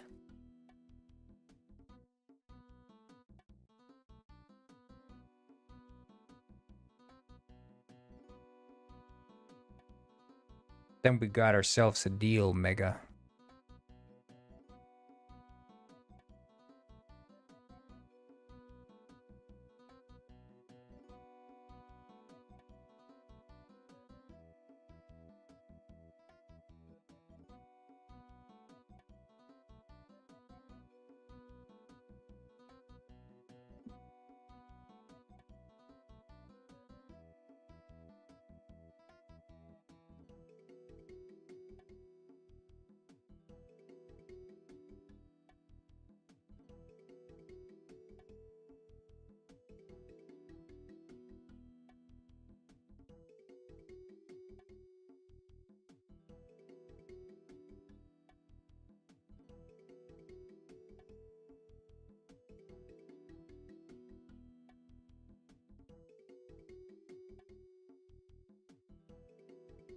This I can get into.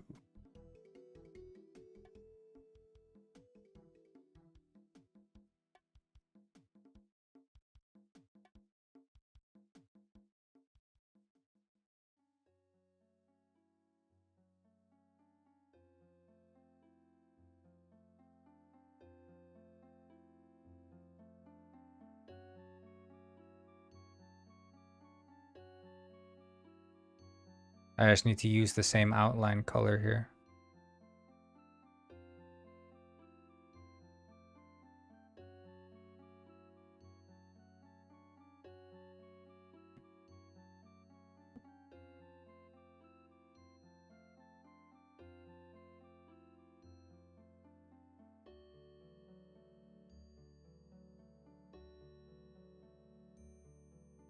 I don't know if I should have like papers or something sticking out of it. I don't know.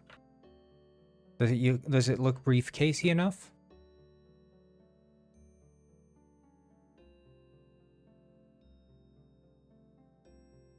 Do you think so? Does it look briefcasey enough?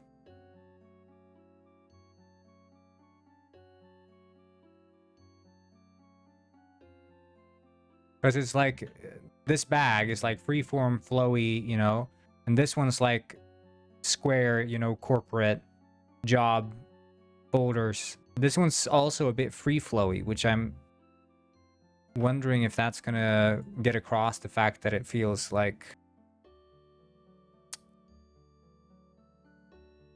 Well, I'm wondering which one's the better placeholder.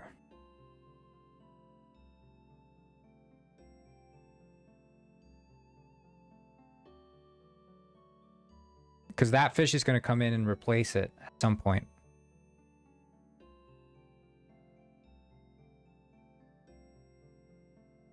Like, this one feels so inorganic, which is bad. This one feels more organic, which is nice.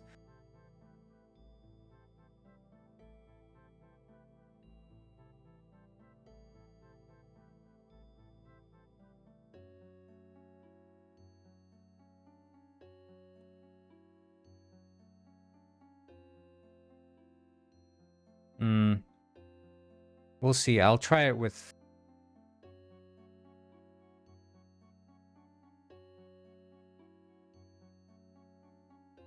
work icon.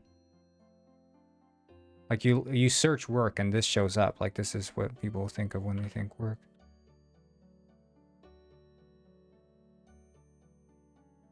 This one looks more like a traveler's backpack in that regard.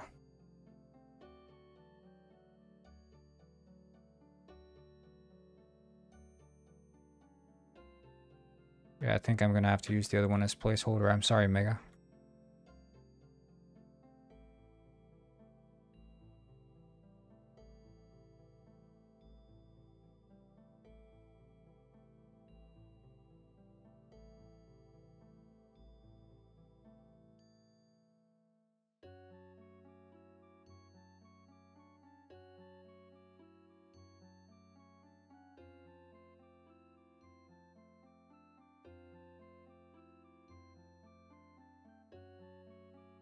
Can't win them all. No. That's how it goes.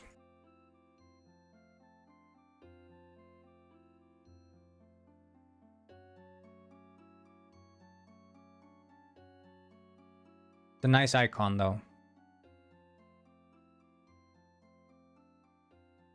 I mean, the bag one was a huge win. That one looks amazing. Although I have been having people be like, why is it hand drawn? I'm like, guys, come on. Why can't a guy have a little fun with the UI?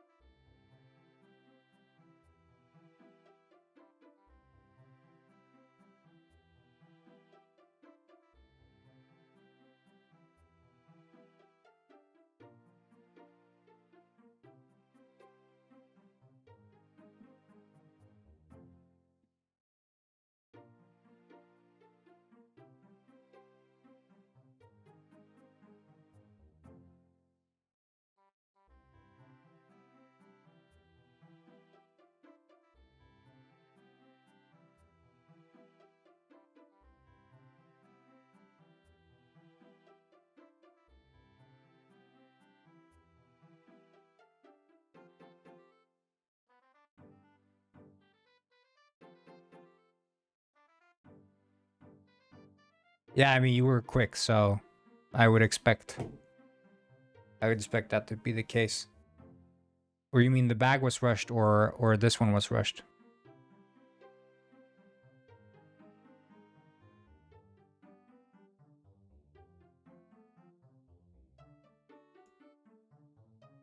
Well, I don't know. I don't mind this. I don't mind this part of the UI.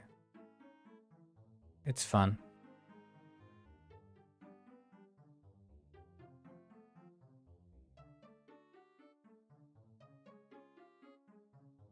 Although sliders are a bit tricky for me.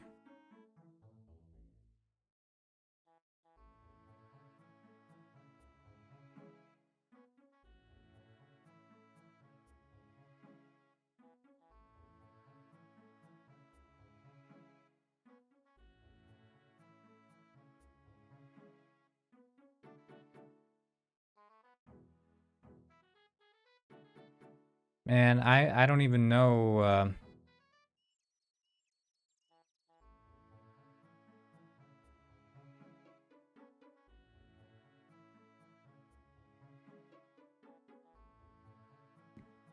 Um, the first thing about like CSS, like like I told you, I only did the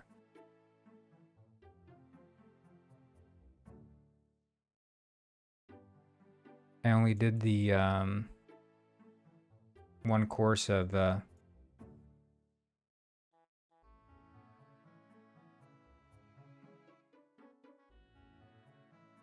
you call it? Web dev. And I absolutely hated it.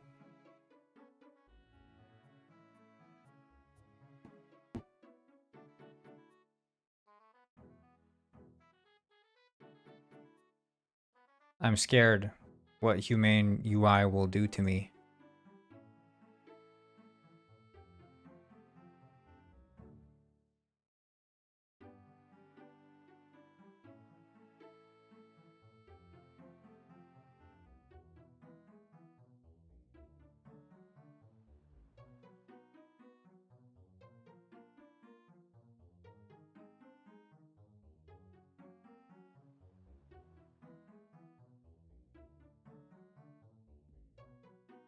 Yeah, I mean, I know there are a lot of people who enjoy it, I guess, but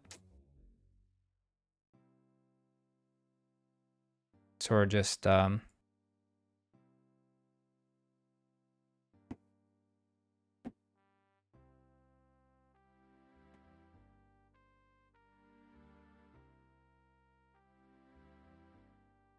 there's something I feel I have a stigma with regards to web development because it feels like it's even more of a mess than any other area of software development.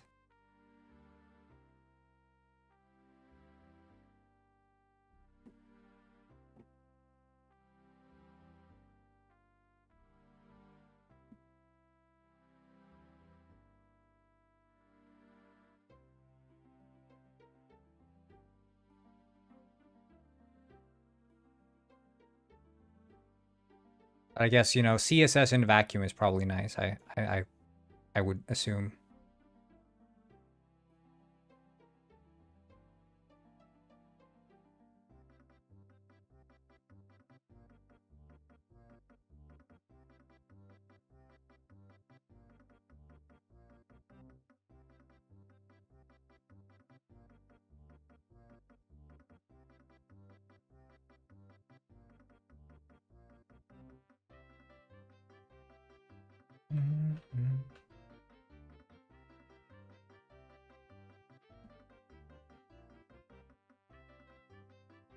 Oh, hell yeah, we got Big Chungus Robber.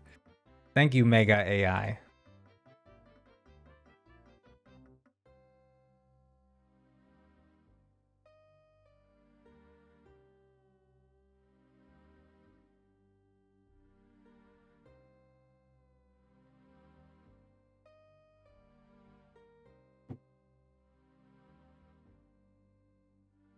Yeah, no, that's I was gonna make the comparison. I imagine it's probably similar to like, you know, Vim motions versus just using the fucking mouse. Um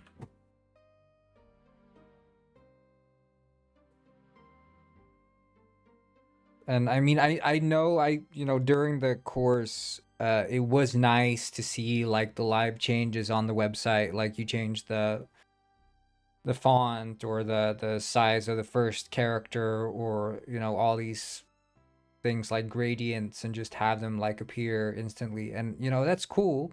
um but yeah, it's never, I don't know, I don't feel like I work with those kinds of UIs in general. Maybe that's the issue. I just don't do that level of UI design where I feel like that has ever been a thing for me. Like, sure, I work with like grids, but that's like the most advanced things I'll do.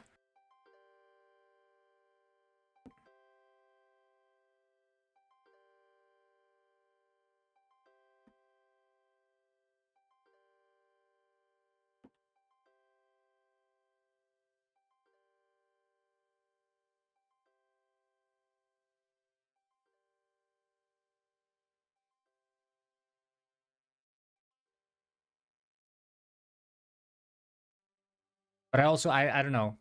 Are there are people who think UI design is fun, right?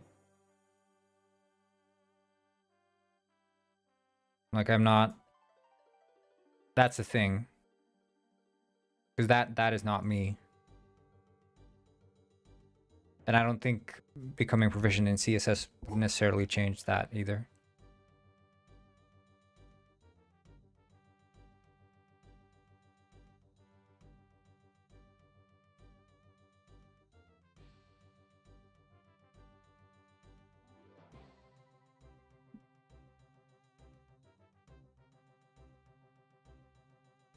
And welcome back, Freesec.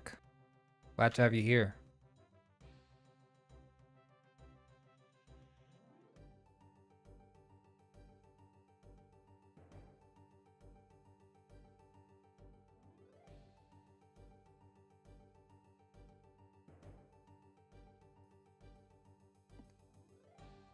Yeah, I don't know. I think it's anything in the realm of 2D I just don't care for. Whether it's like designing sprites or UI or textures, I just find that kind of boring. To me, it's more interesting with the 3D landscape. So it's like, yeah, all of UI is just a means to an end for me.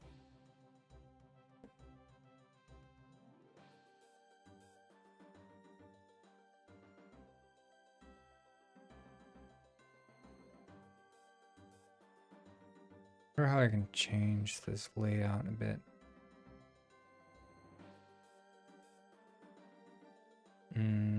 I have an idea.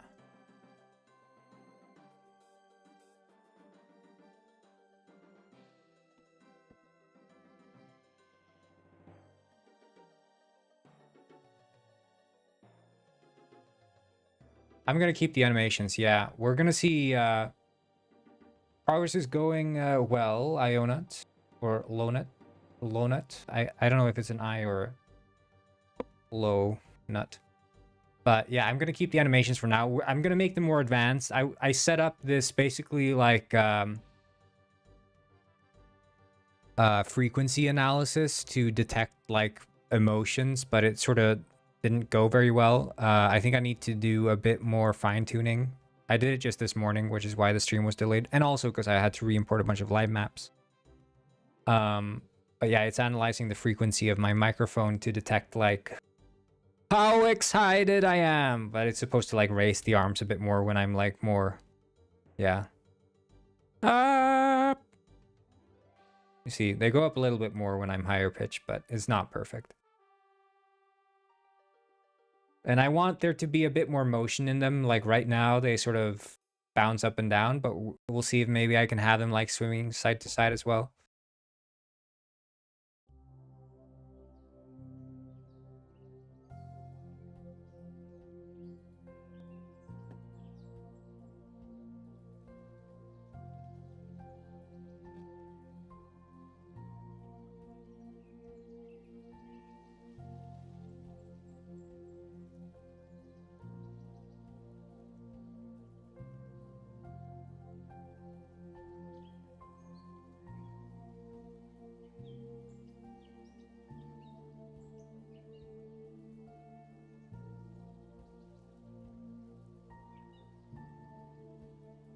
Ionut.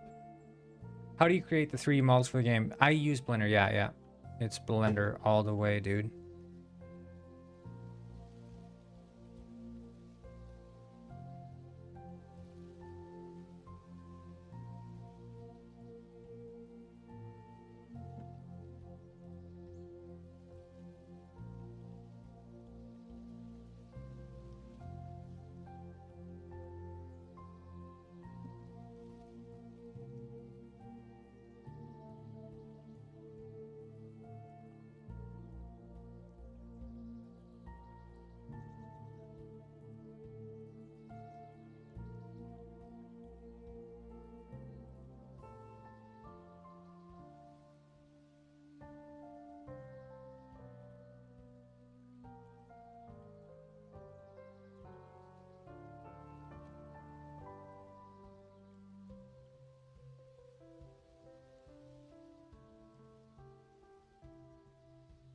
We're gonna have like that tacked on.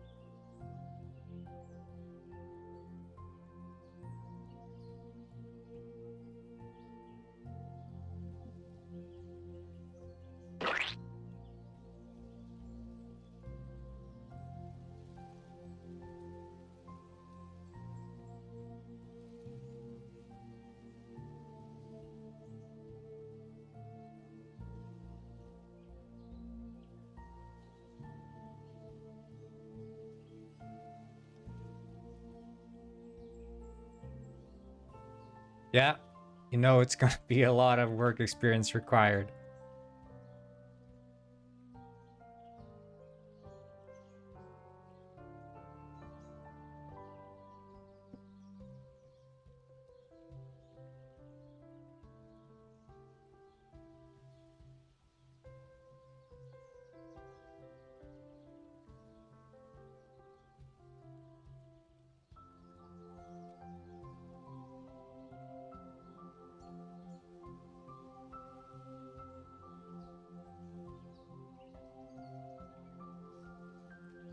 Maybe it should be...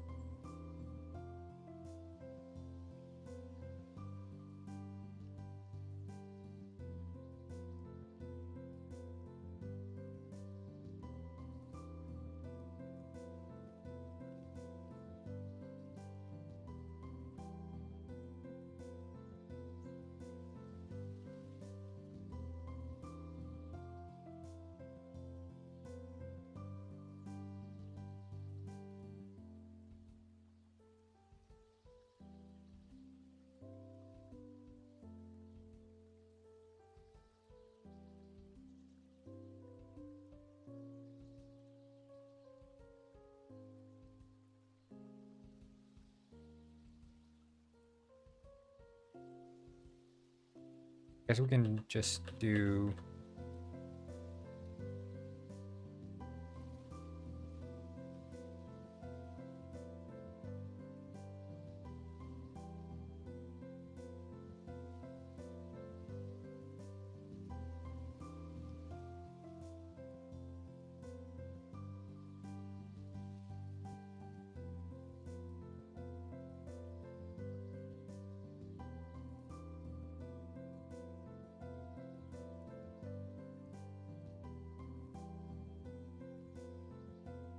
Are you not overcomplicating the scope of the game with the whole careers thing? Nah, it's literally necessary for the scope of the game to have careers.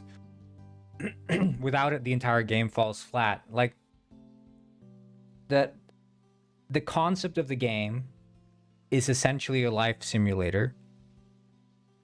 And the pitch is that you arrive in Penguin Springs with nothing but a rental contract for an apartment. That's it. And you have to figure out, how do you pay next month's rent? Do you go down a life of crime, or do you stick to the straight and narrow path and get a job? And for getting a job to remain interesting, there has to be a level of progression. And the only way to present a level of progression within the job space is through careers.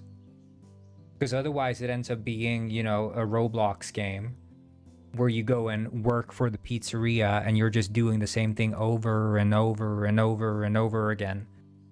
And the only way that the game ends up being fun is if you play it multiplayer with friends who are able to provide some spice into the gameplay. But with the career system, there's actually a sense of like trajectory, progression, and motivation to like keep working a certain job. Otherwise it just falls flat. I just don't see any other way around it. So it's like the entire game hinges on there being careers. Otherwise it ends up either becoming like a boring, less interesting GTA clone, or it devolves into like this, you know, one in a million others role play game where the gameplay is undercooked because it sort of assumes that you'll be playing online with other players, and neither of those are interesting to me.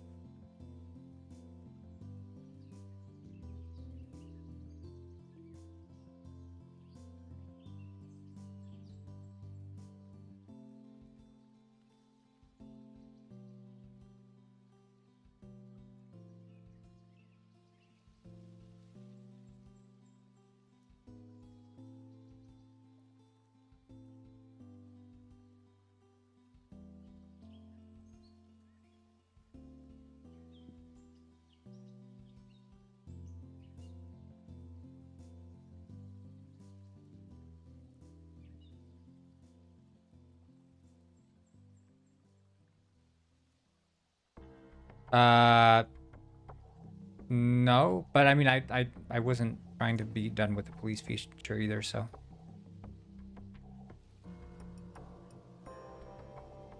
A lot of the features in the game have to be worked on. I can't like...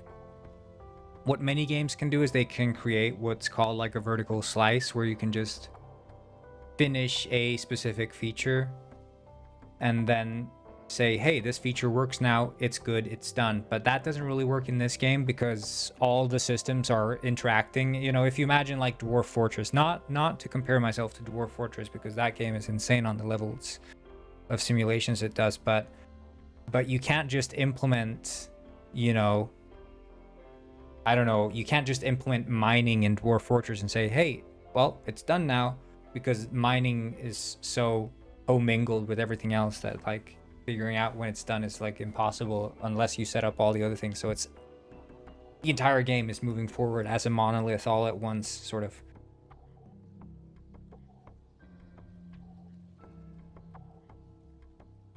So like I'm done with the police for the moment, but like I could implement an actual chasing mechanic. I could implement more robust police behavior, like do you crash your car into the police and then they start chasing you? So it's like, yeah, I don't know.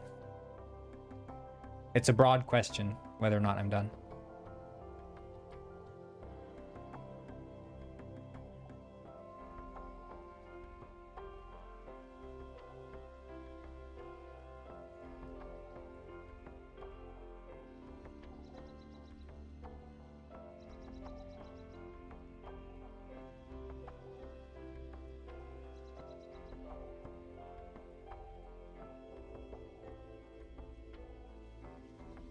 I don't know if I want to have...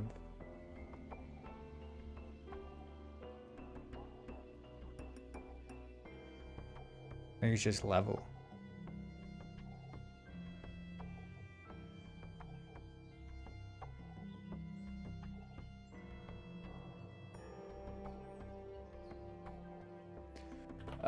So the idea with career paths is I want the civilian jobs to lead up to like I have it described here.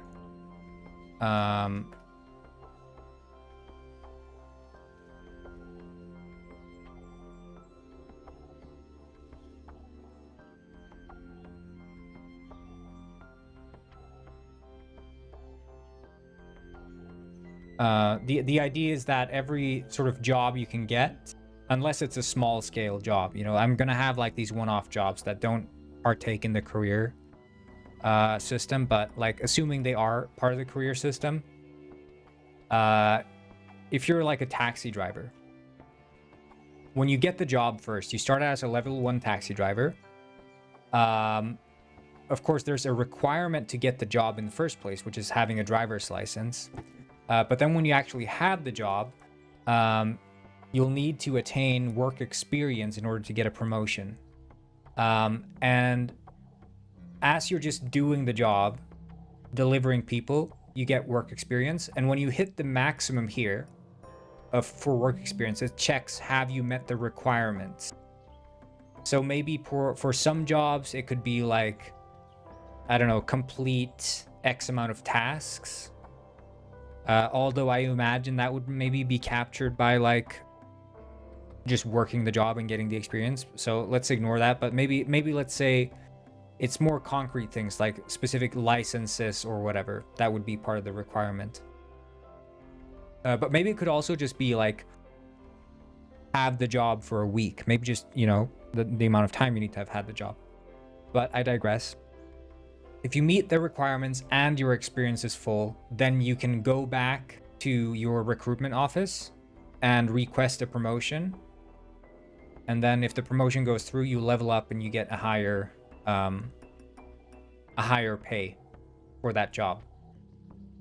And then eventually, at some point, as you progress through the career, there's going to be like a change. So it's going to change the way the dynamic of the job itself when you rank up in the career. And so in the case of the taxi driver, as you start as a taxi driver, you'll be doing like small time pickups and drop-offs. So you'll start in like a small area. Maybe you'll just drive around in the like metro or whatever, pick up, drop off passengers there. And then eventually, as you get promoted, they're like, oh, you can drive out of city now. You can do out of city jobs. And then you can get bigger payouts, drive longer routes. It becomes a bit more interesting.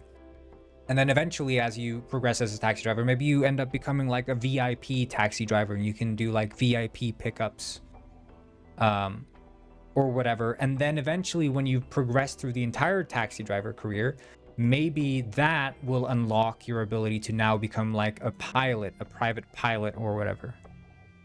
Because it you know, one career can lead into another sort of thing. It's just, I'm just snowballing here. Like, I don't know exactly how it's going to take shape, but these are just thoughts I have. I have one other idea, which is like the delivery driver job, which could be first, you just work in a storage. So you're not even driving stuff around. You're just moving stuff onto like a moving truck or whatever. You're just moving crates around, do that enough, and then eventually they're like, well, now your requirement to get promoted is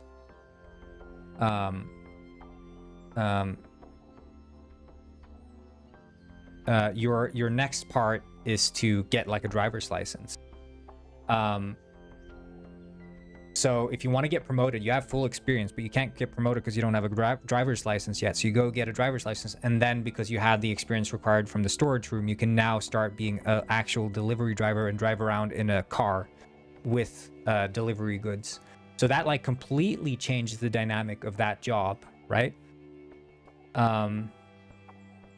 If I got your idea correctly, I wouldn't want the game job to last for a week and then change. These can be side tasks.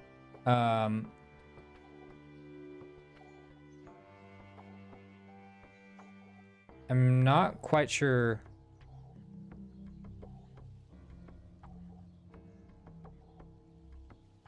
The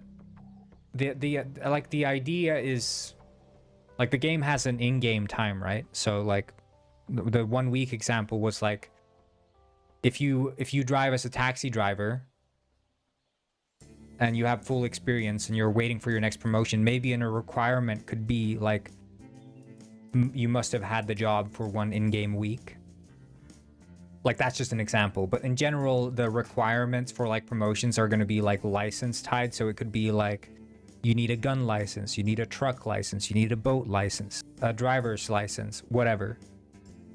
So generally like license requirements. If you have the license, you'll then get the promotion assuming you have the correct experience.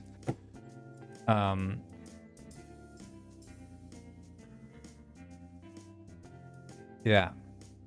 But the time thing was just an example of how like we could move outside the scope potentially of just licenses and have it be tied to like specific in-game things. Like you must have done like at least 5 out-of-city taxi deliveries or out-of-city taxi pickups to get the promotion here. So you can't just do like inner-city pickups as a taxi driver and expect a promotion. You know, something like that. I'm just throwing out ideas, but I'm explaining sort of what the overall large-scale idea for the whole career system is. But the major point of this is I don't want it to feel like you get a job and that's it. And like you're done. When you get a job, it should feel almost like a game in and of itself. It's obviously it's not going to be as in-depth as like Euro Truck Simulator. It's not going to be as in-depth as Farming Simulator. Like this is not a simulation game in that sense. But at least it's going to have a bit more meat on the bones than like Gary's mod, which has no meat on the bones, or even like GTA 5 RP, which also sort of, I don't know the fidelity. I only played it, you know, back when it first came out, but it was like there was no sense of progression. But maybe there is now. Maybe it's a lot better now. I'm sort of scared to know exactly how good it is. But I also don't want to go around and compare myself.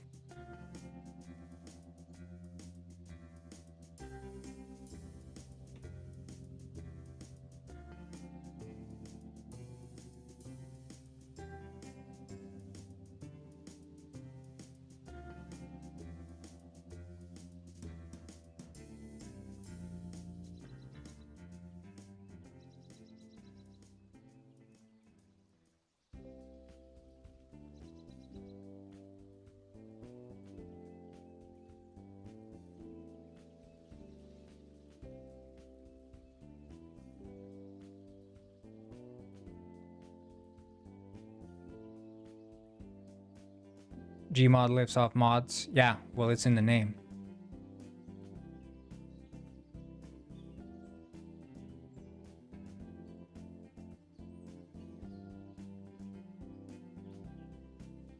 But yeah, I think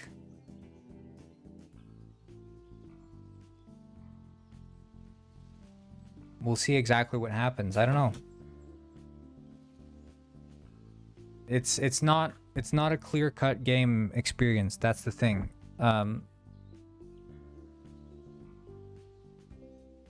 The only way I can pitch this game is you arrive in Penguin Springs with a rental contract. It's up to you to figure out how to pay it. If you don't, you end up on the street, and then you'll have to manage your life that way.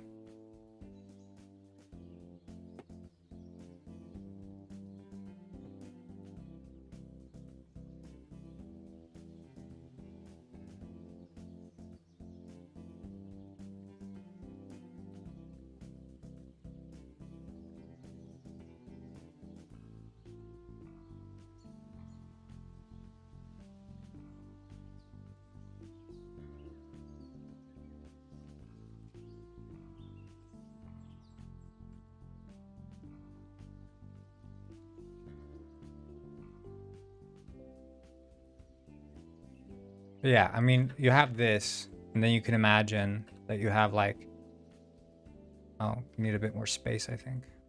See. Spacing.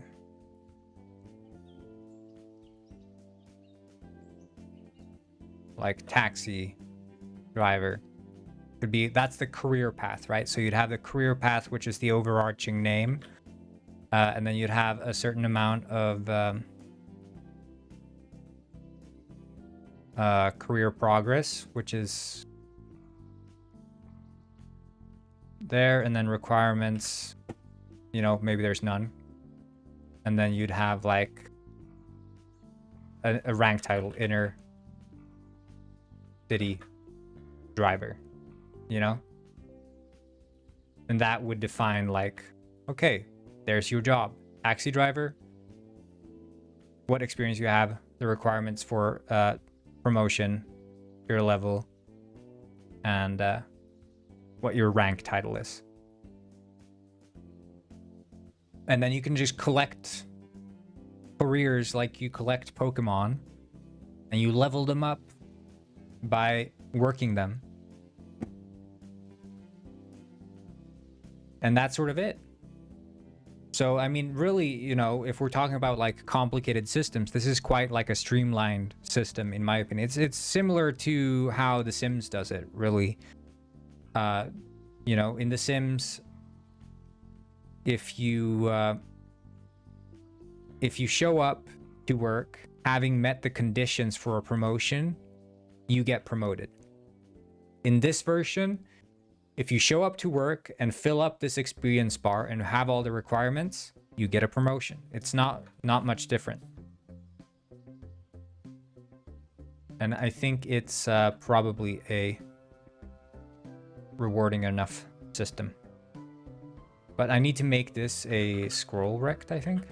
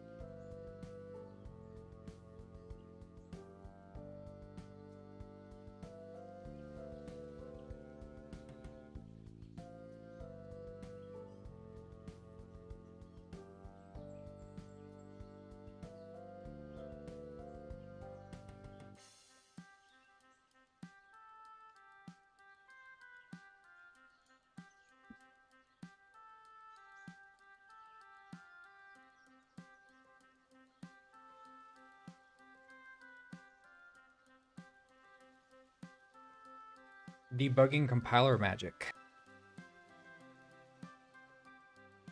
Why are you having to oh, 1 second.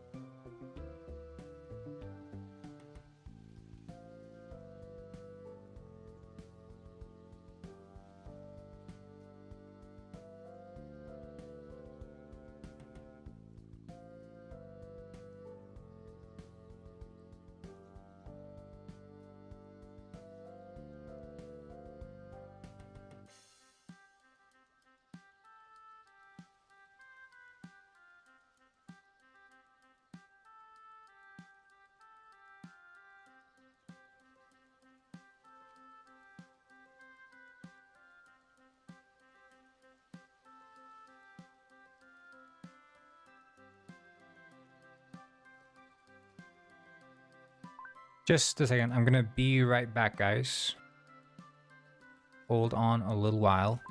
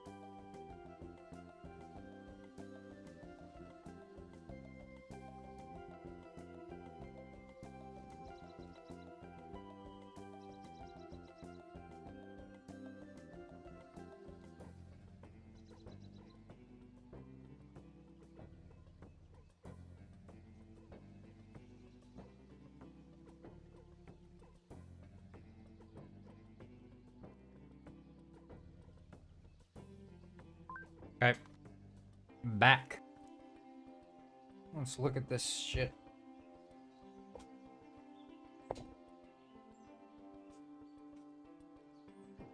Just gonna.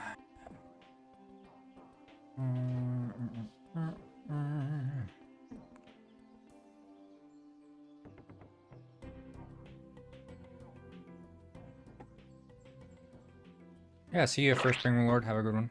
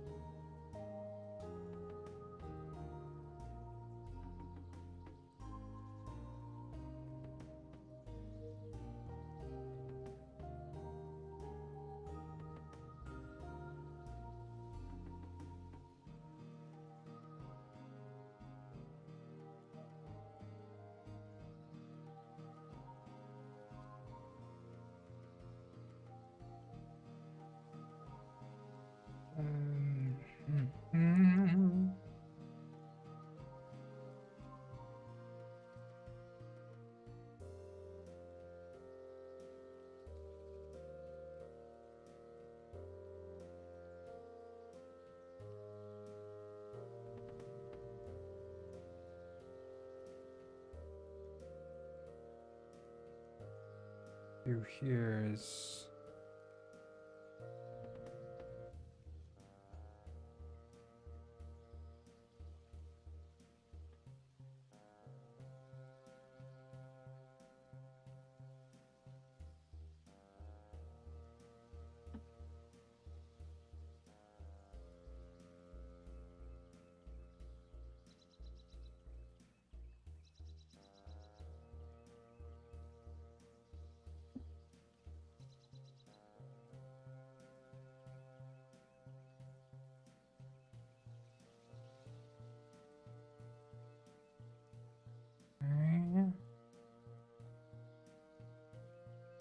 Looking pretty okay.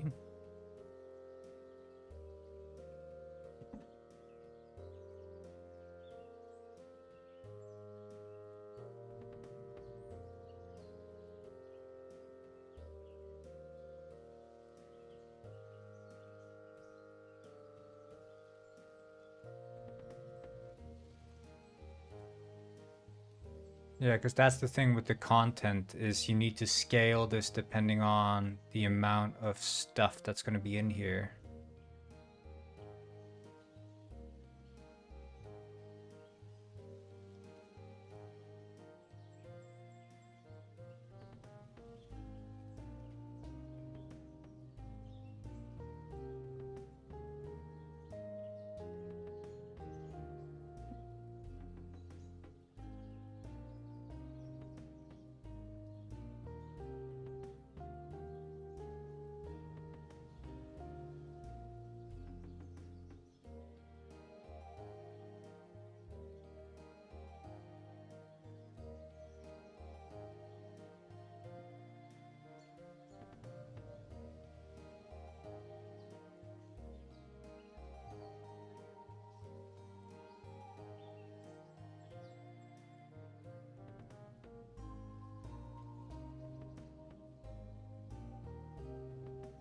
Pepsi?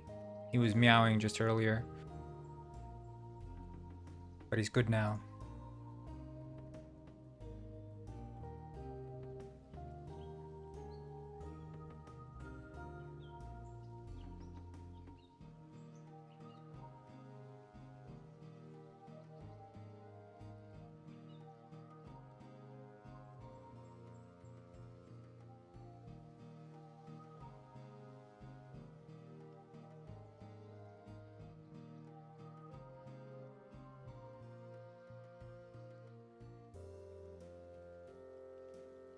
Okay, sweet.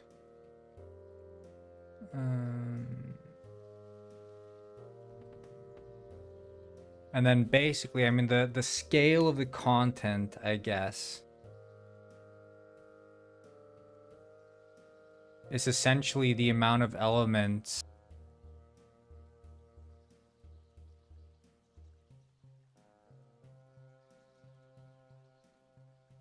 um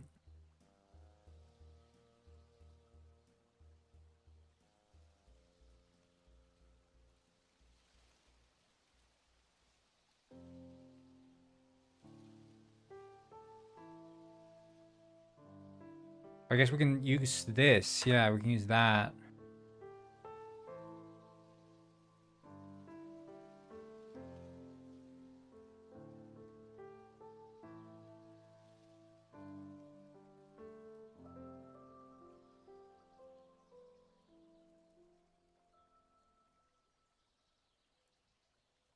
It's gonna be the same height.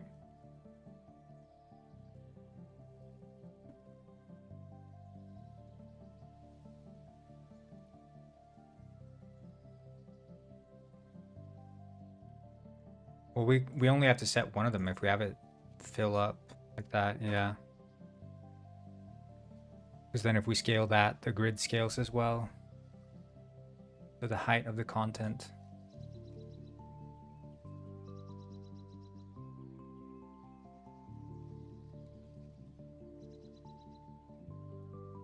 This is the career list.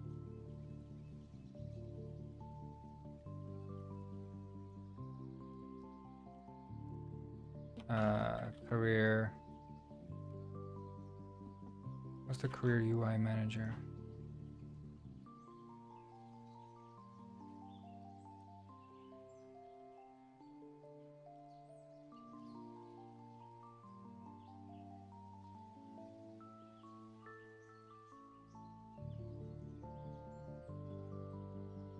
Right, okay, is that the job application then?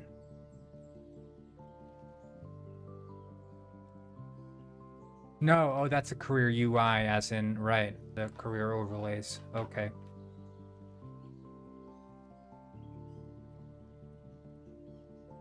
So this would be the career statistics UI.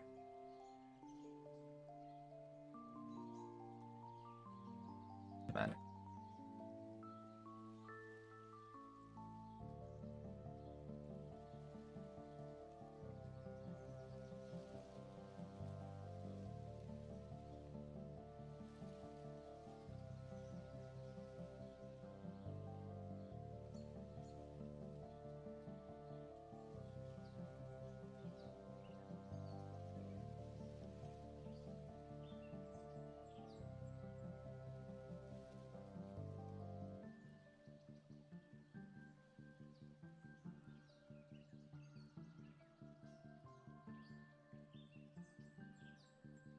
Um,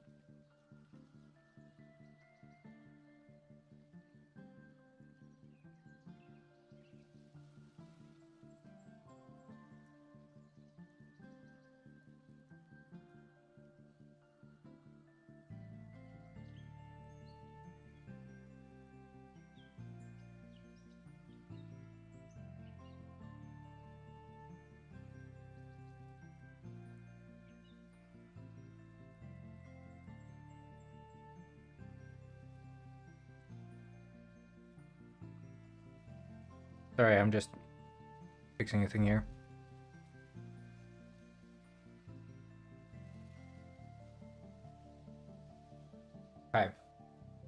Um, so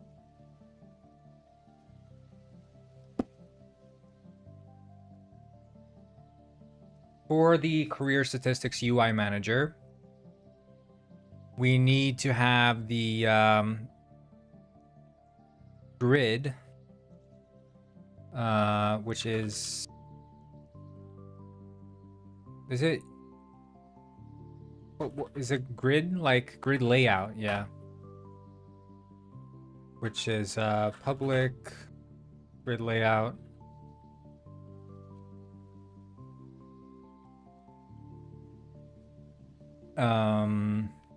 Which is career statistics grid. And then we can do private, float. See, the thing is, we're gonna be able to extract the height, the required height, that is, from the grid by looking at the top padding, the cell size, and the spacing. Penguin Springs, you know it.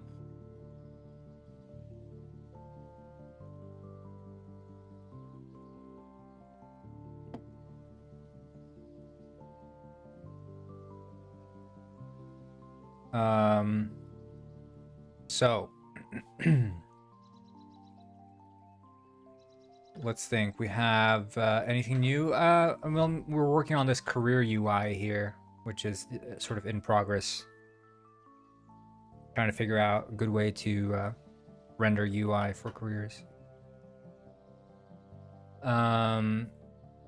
Starting height, private float, or I guess padding, we call it.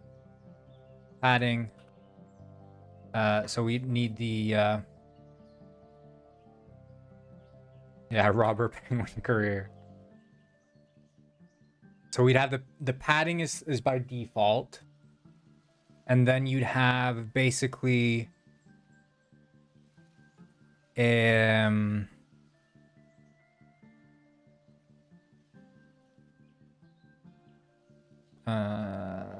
vertical per career. Because I think if this like career grid here becomes smaller, it doesn't change the fact that the scroll rect is any different. So we have that, and then we can do private void start, which is the padding equals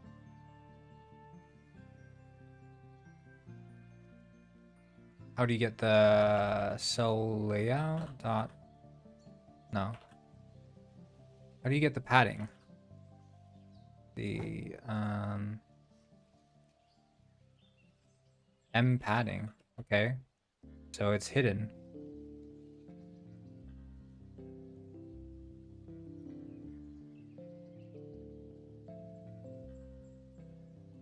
Cell gap, cell size, cell swizzle. What the fuck is swizzle? The layout of the cells.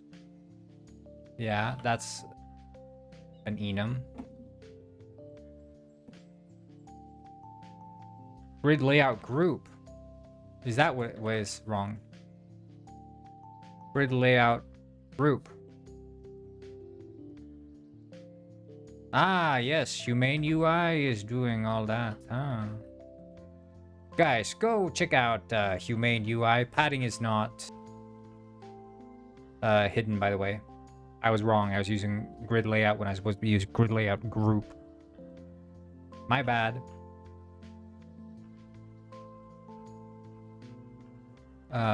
Vertical per career equals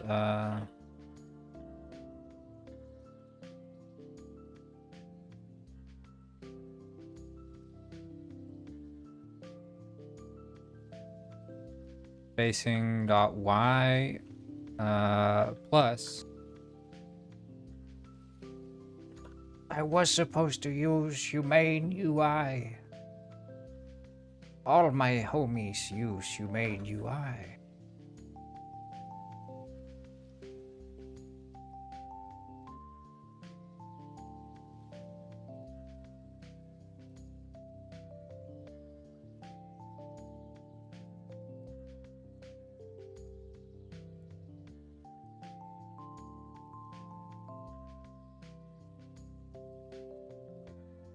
Okay, and then we can do private, float, current height, so we can cache that, and private.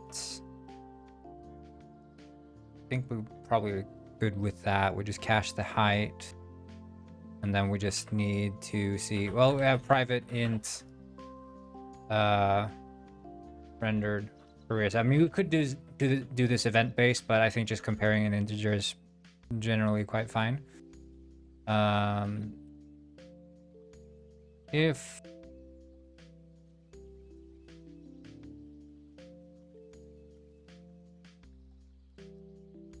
is there like a count or something?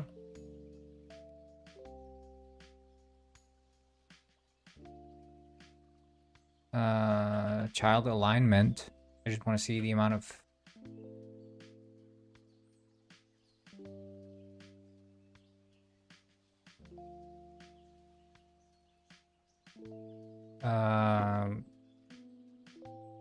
get children in grid layout group. Ah, yes. Glad to hear you're excited.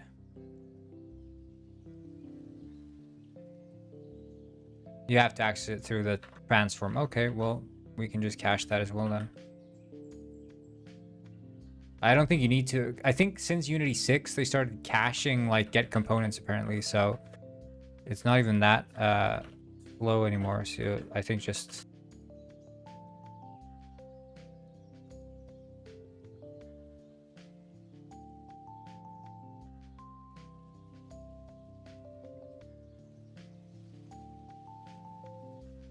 yeah, just rebuild on amount of, because it doesn't automatically, the grid doesn't automatically resize to fit the contents within the grid.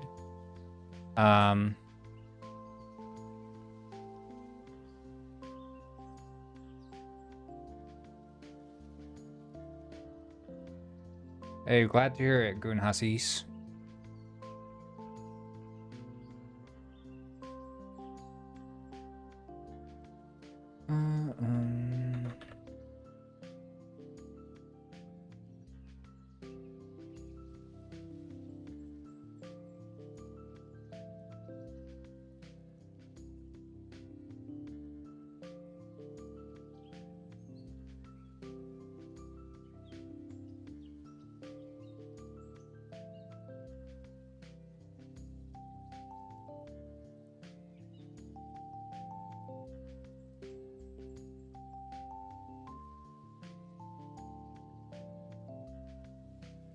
Appreciate it, dude.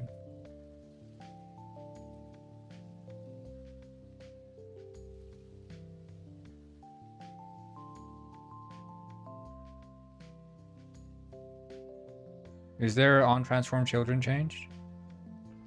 Careers on trans.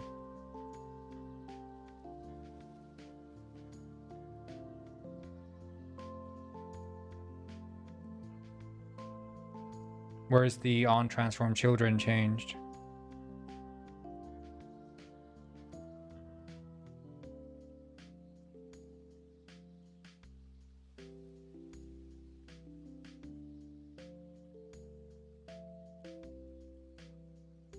Oh, so you have to make it. Okay, yeah, well then screw that. I don't need that. I'll just read the child count for now and leave it at that. I don't want to have another component sitting on the grid. I want to have it like in a single class.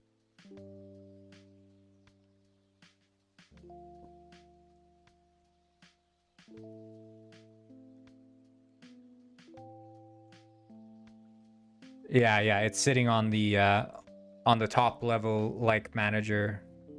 I think one of the things I hate is jumping script to script for like a single method where it's like you could have just put this in the, you know, upper level class. You don't have to make a separate, but it's like, well, you need to have a separation of concerns for all your classes. They have to do separate things. But that's, I mean, that's also object-oriented bullshit, you know?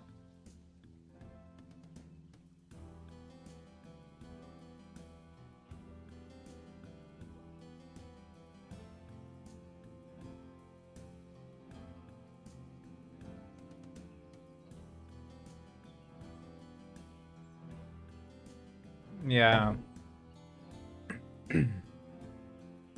I don't know. It feels like an auto resizing grid though should be like kind of an obvious thing to have, but they just don't. So you have to do it yourself.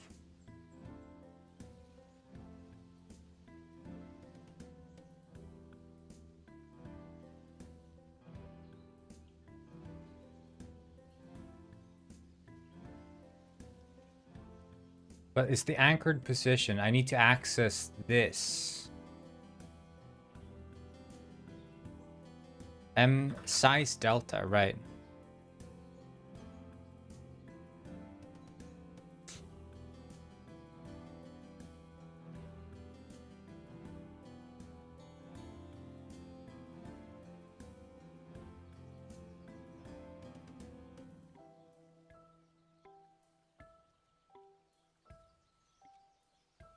Yeah.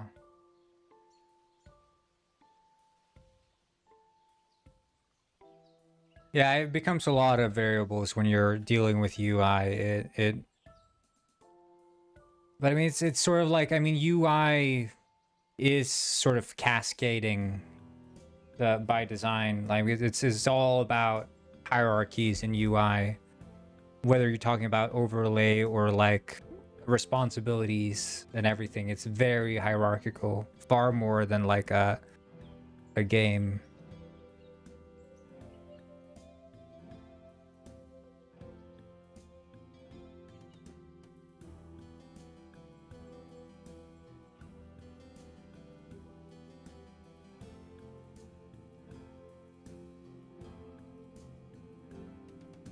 All right, it's a struct, so you have to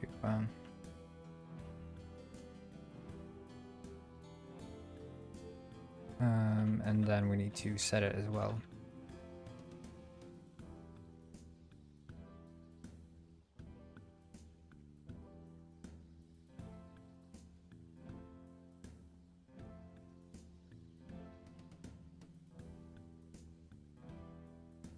Oh, we shouldn't be setting that one. We should be setting this one. Right. Okay.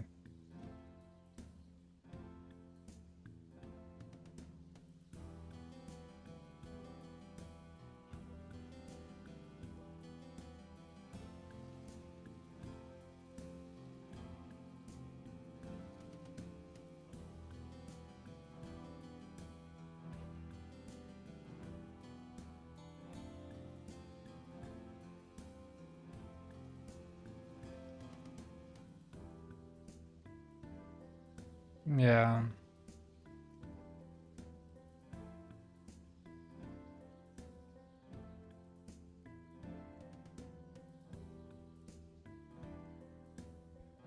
I don't know, fuck that. I prefer nesting for that one. I think that should be good. Render careers. We'll see. I mean, if I just run this, we can see how it looks.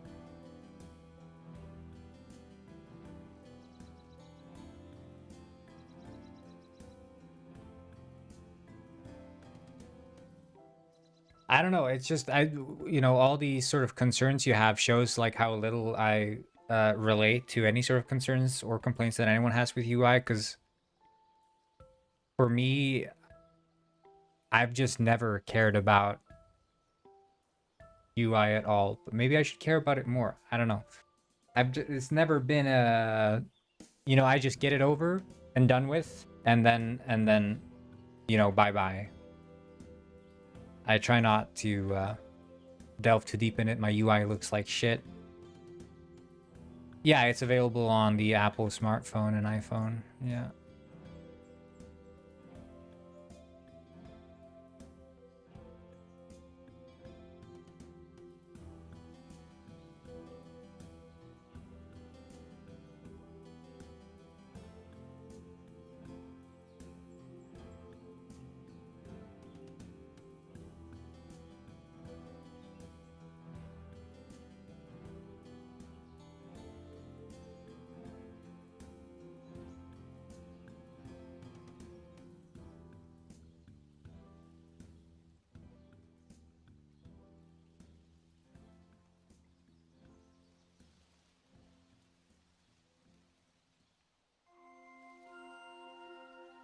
Yeah.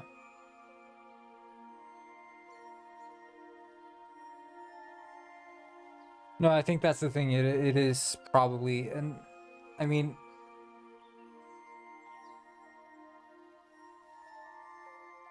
I don't think I've ever done like a UI heavy project where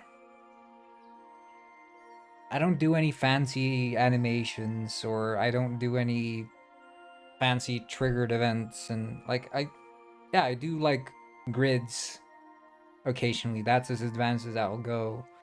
And then like lerping UI canvases in and out, sort of like on, not canvases, but like rects in and out of the screen, and that's about it.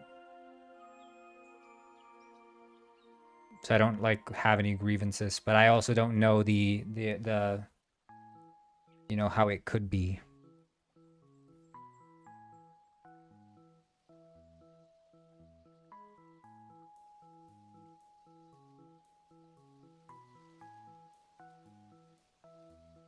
He moves because he's triggered by my voice. He does a little shake and a shimmy when I speak.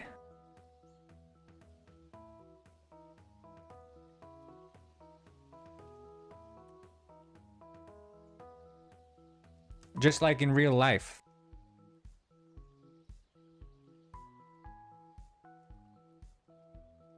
Though it's been here for about a year now. We've had the feature of the speaking corngwin for about a year. Give or take. Yeah, look at that. Look at that.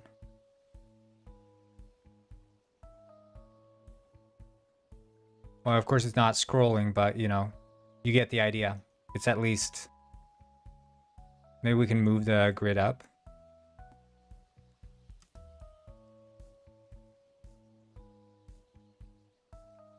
Yeah, that's clean. That's clean. Oh, thanks for downloading it, dude. Appreciate it, Ice Gamer.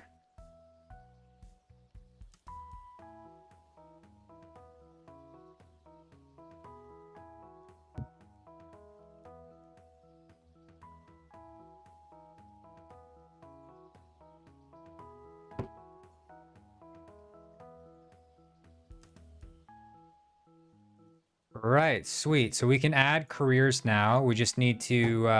Oh, you can't? Oh, man, that sucks, dude. You need to just get an Apple smartphone, iPhone N.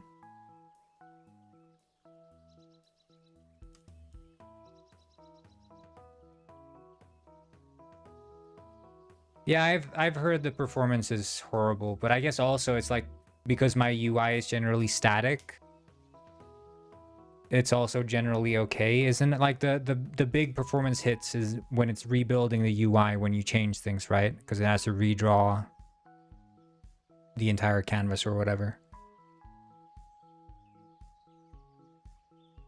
Ah, when I had an Apple door giveaway, you just missed it, Red Gaming. I'm sorry. We just had the door giveaway. When I had an Apple mobile, I will download it. Even I am from Germany. Ah, genau. Sehr gut.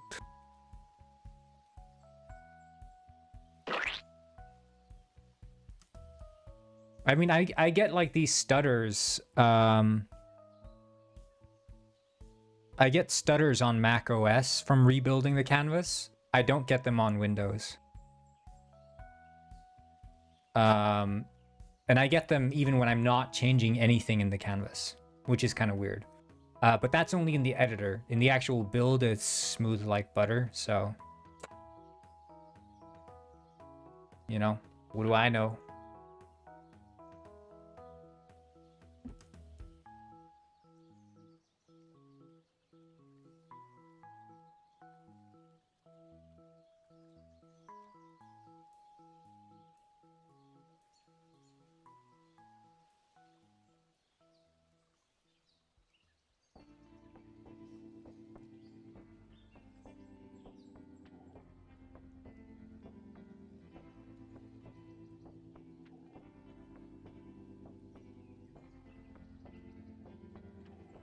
No, I get it. I don't think... I wouldn't imagine it's the biggest reason, but... I don't know. I mean, I hear it a lot, people talking about poor performance of the UI, but as far as I understood it, it's mainly when you're modifying the UI on the fly and doing a bunch of UI modifications all the time, which I guess, you know, with the amount of juice, as people like to call it in gaming, that probably is a common occurrence, that people are just overly animating their UIs and stuff, which is counter to the implementation of Unity's UI.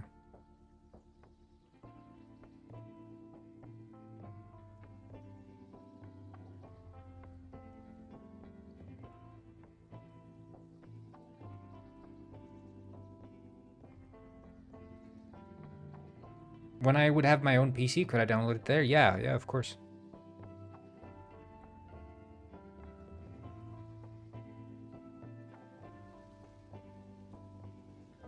By the way, I hate juice as a gaming term. I just have to get that out there. Any game dev who unironically uses the word juice and game loop in the same sentence.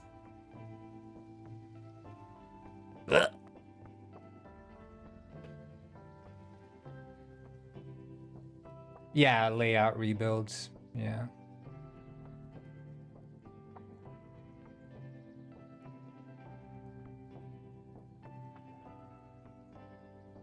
Okay.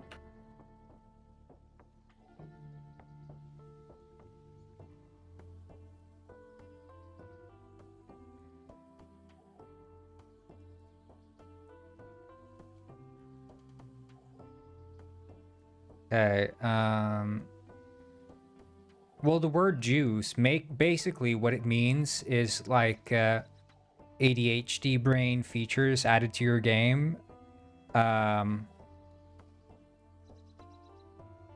Like you squish things and you stretch things and you add particle effects and you add a bunch of sound effects to keep the ADHD brain interested. No, but I mean, really, it's all about, like, you know, action and reaction. I mean, that's what it's really about. I mean, it's a reasonable thing. It's just the word itself is such a buzzword amongst game developers, specifically amateur game developers and now game designers. And it's like, dude,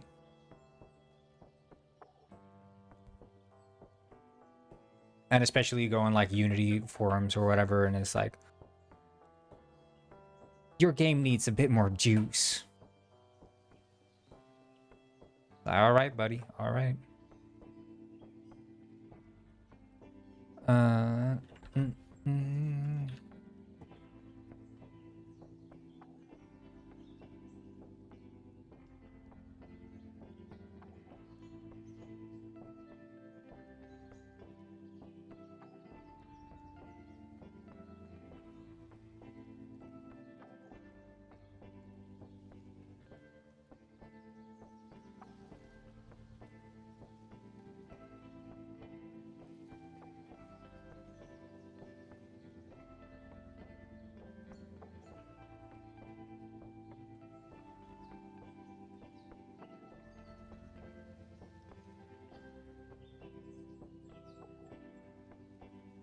Wait, you guys haven't heard about Jews?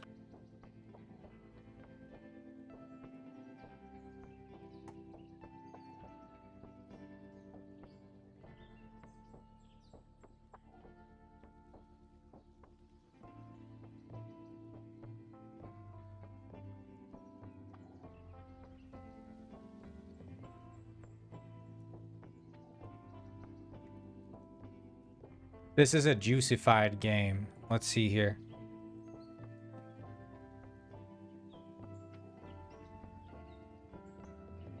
Have a basic shooter. Add in an animation. Lower time. Okay, this is bullshit. This is the worst.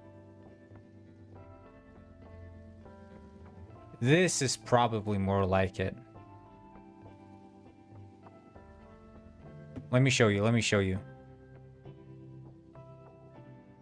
Here you can see this is what they call juice. look at the amount of shit going on the screen. The screen shakes. Bam! Like, you know, fucking shaders blowing across the screen. It's like, wow, because it's not enough to get a goal. You have to have like this friggin' atomic bomb, nuclear explosion added to your Pong game. Otherwise, it's not juiced enough. And then you need like these particle effects for every single time you hit the ball, and it's like, and this is called juice, and it's popular in game development circles.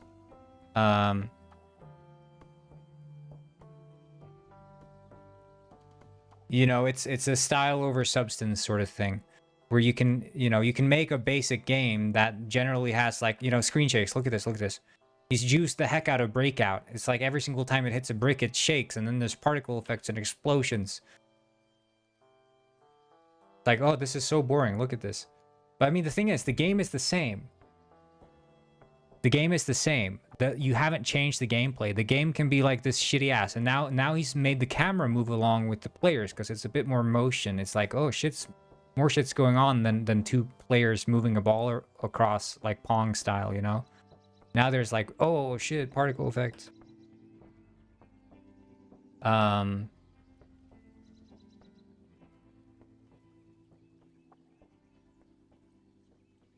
But yeah, it's very much, you know, this, yeah, style over substance kind of thing.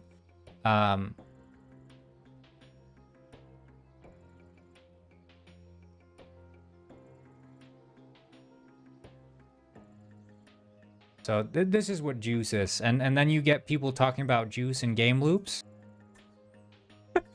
Speaking of game loops, 3 basic skills for game juice in Unity. Loops. See, I told you.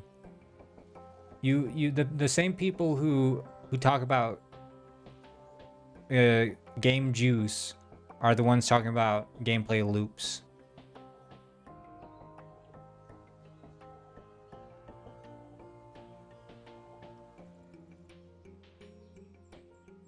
Which, you know, it's like both of these things make sense, right? They're both reasonable concepts, but it's just, you know, it just annoys me when people throw around buzzwords and acting as if by knowing the buzzword they're somehow competent in what they're doing. And it's the same thing with, you know, CEOs throwing around the word blockchain, and it's like, because I know the word blockchain, it means I'm now, you know, a good fucking crypto investor or whatever. Yeah, just farm money with the juiced games.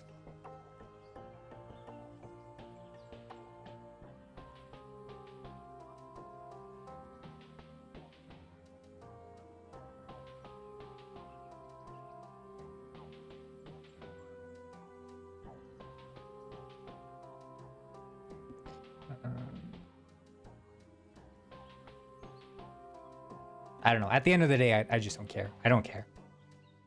I like to get worked up over things that don't actually matter.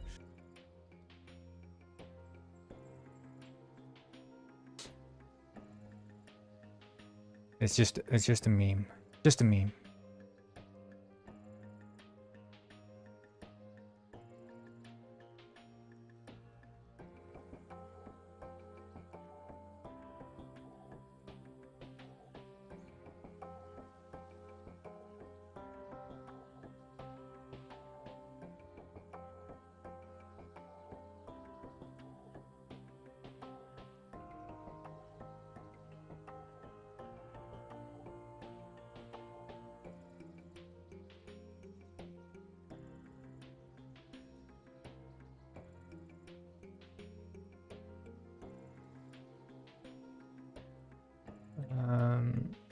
Right. Okay. So we need to have. Do you have an own plushie? Yes, I do. I have a couple plushies. Penguinized plushie. Been a couple. Let's see. There's been 5 penguinized plushies in total.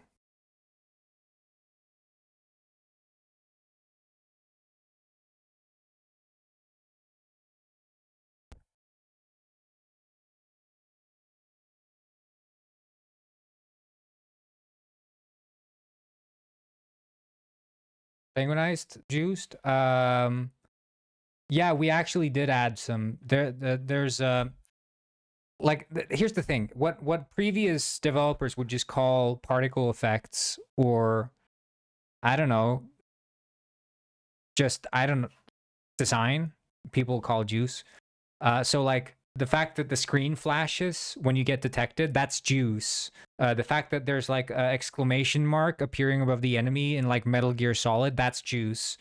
Uh, the fact that there's hit markers when you shoot someone in like Call of Duty, that's juice. So really just feedback, right?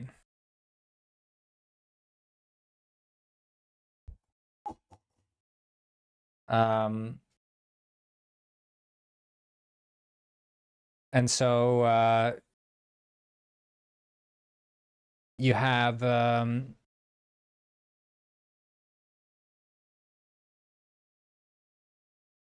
game feel. Well, I guess you juice in sort of has an impression on game feel, but I don't think juice and game feel are one and the same. I don't think they're replaceable necessarily.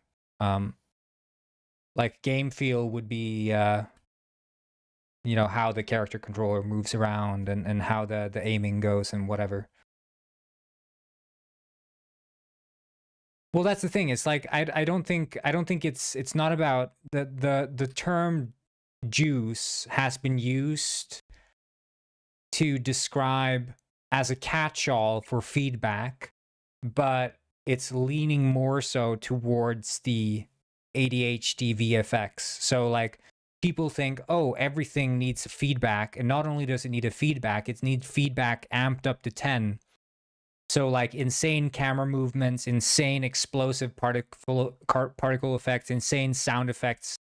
Every single action has to have a reaction, and not just a reaction, but an exaggerated reaction. So if your character lands on the ground, he has to get squished together.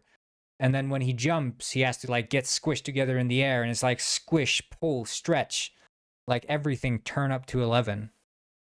That's sort of what the term juice has been used to describe in game development. And yeah, I don't know. People spend a lot of time making overly juiced UIs and stuff when in reality, like the actual game might not be too much. Like if you want to look at a game that's insanely little juice, would be something like Stardew Valley. Like there's barely any there, and that's a fantastic, amazing game.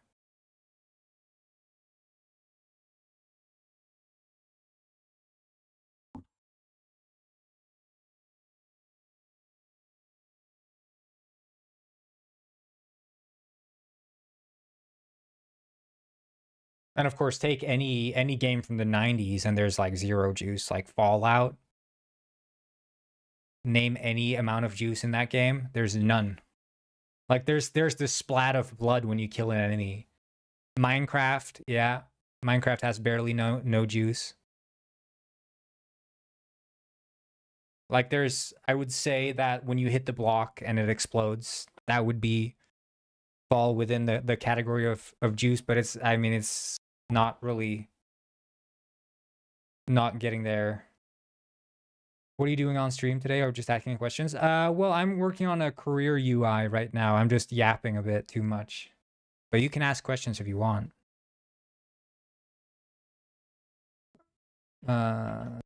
See here.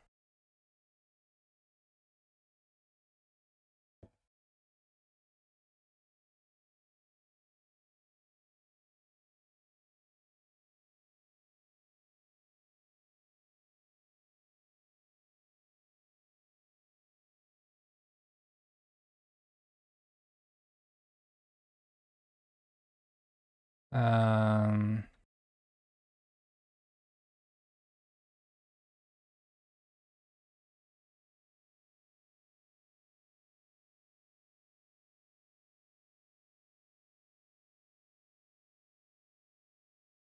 balls. Hell yeah.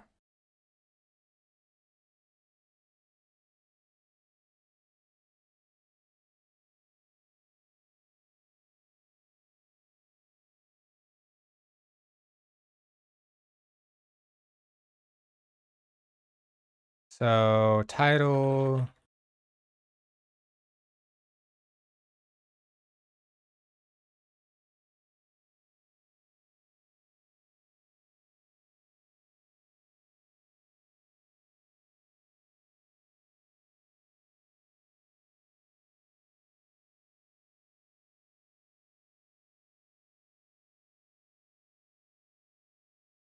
I don't know what happened. I think someone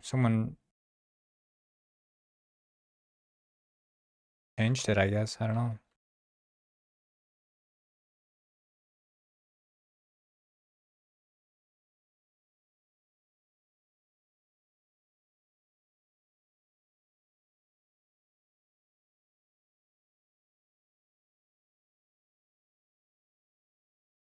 So, and then slider also, public slider.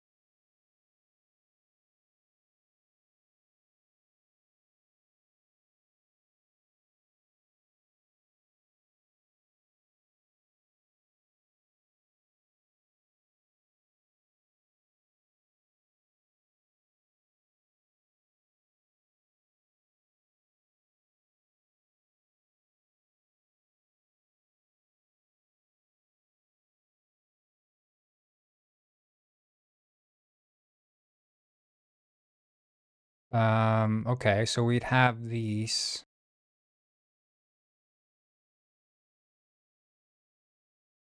Let's think. Right, so that one, and then we can have the public game object.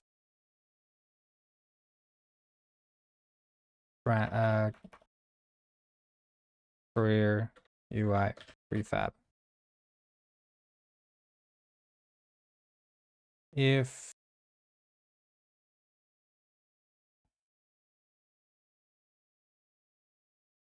I think we'll just make this a list actually.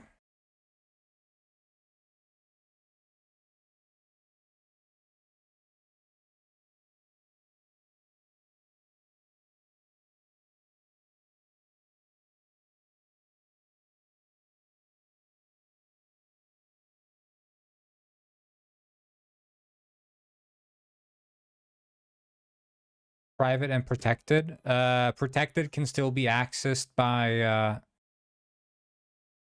child classes, so any inheriting class can still access it, but if it's private, they can't.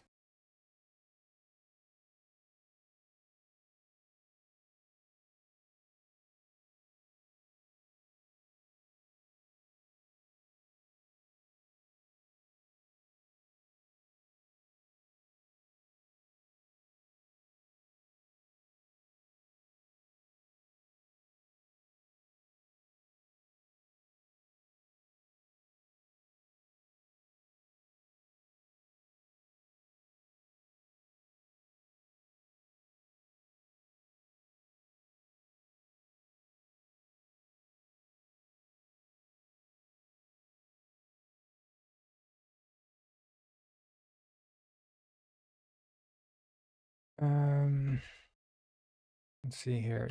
Career.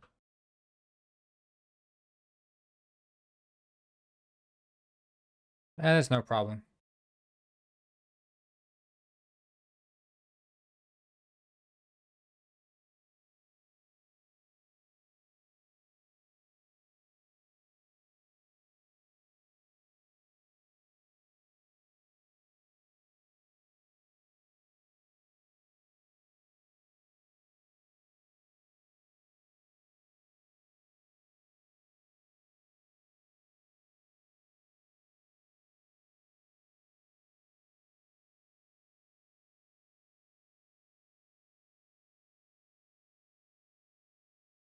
Are you studying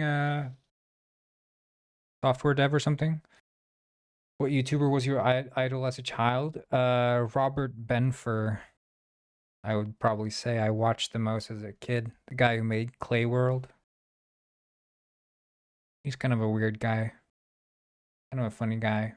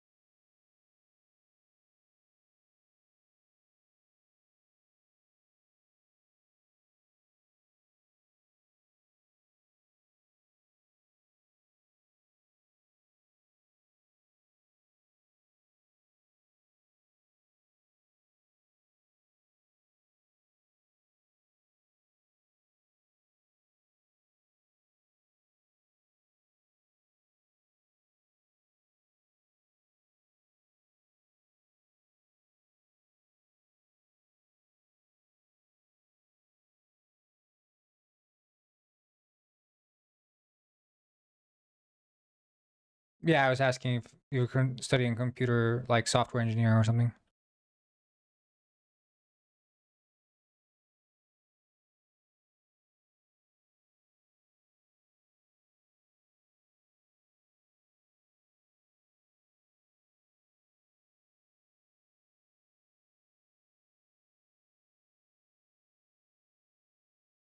All right, sweet.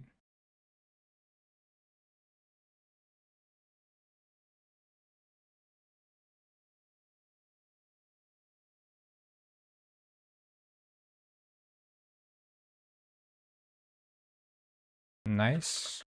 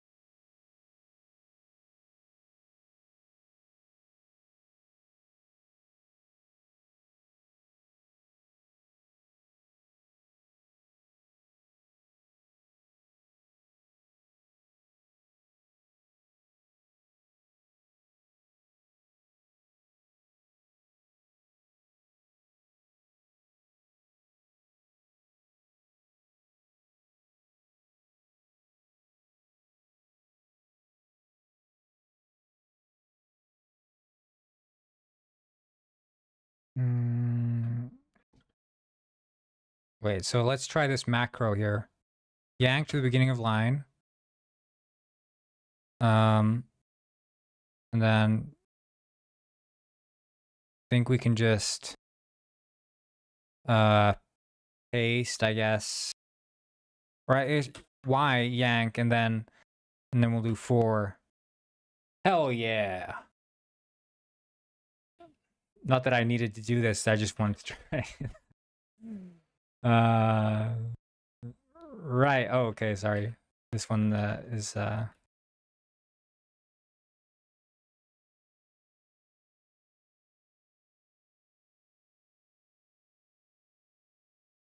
rank title.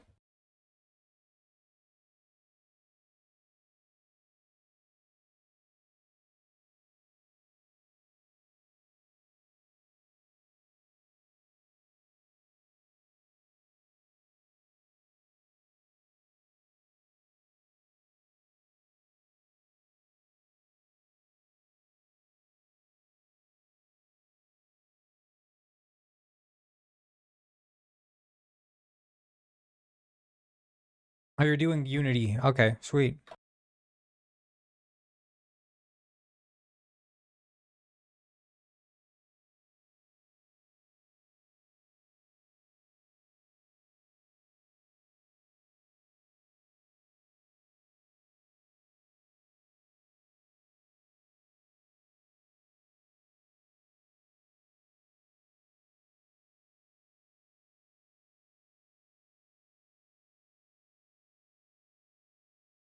I've never watched a single German YouTuber, no. Maybe someone has snuck by, but actually I think we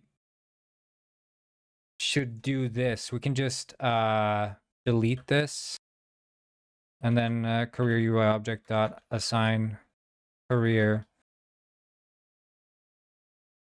and we assign it the career I. Well, the career, I mean.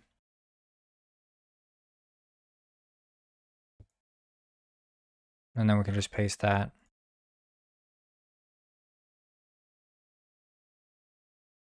Oops.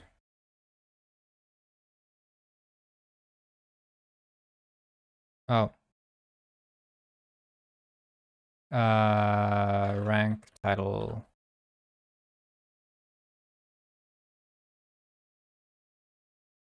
And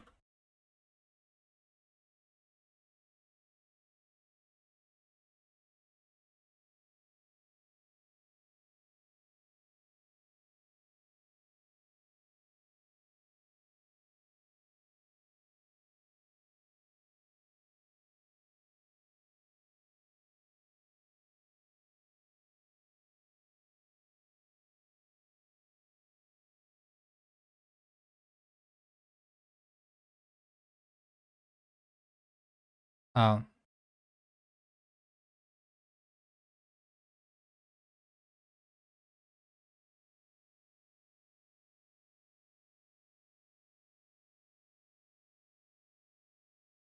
Never seen anyone like the fat cursor for death.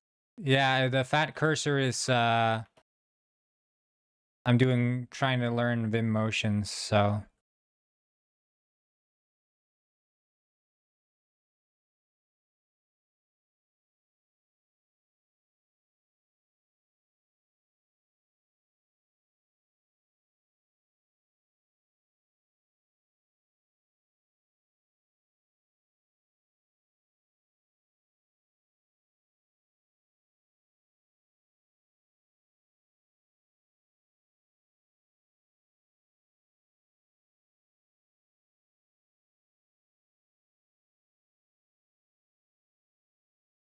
ja, ich spreche ein bisschen Deutsch.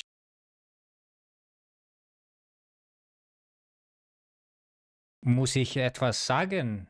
Oder ich habe ein bisschen Deutsch in Duolingo gelernt.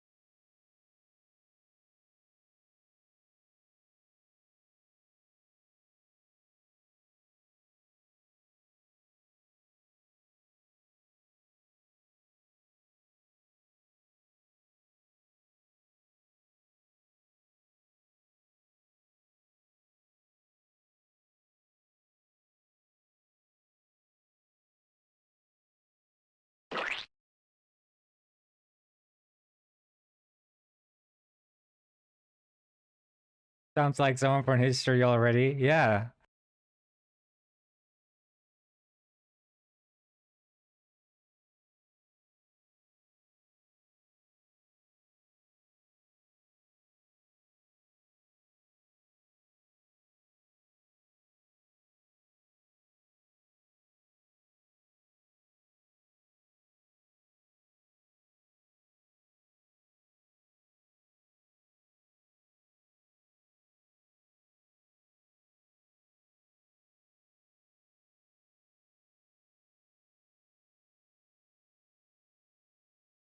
Also, ich kann Deutsch sprechen. Ich bin Deutscher.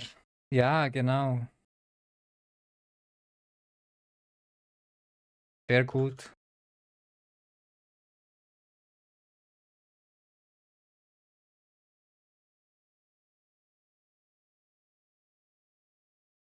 Ich habe 425 Tage Streak auf Duolingo. Ah,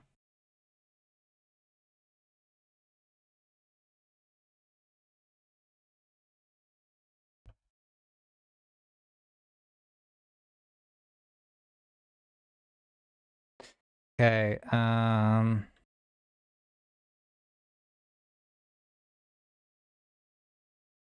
They teach Danish in Iceland, yeah. But they speak Icelandic, which I also taught myself.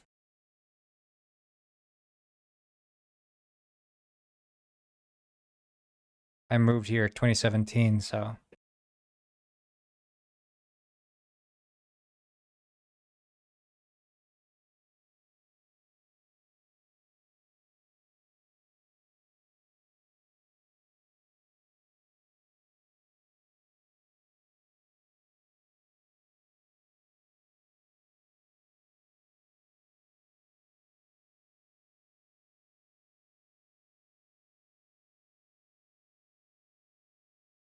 that shit.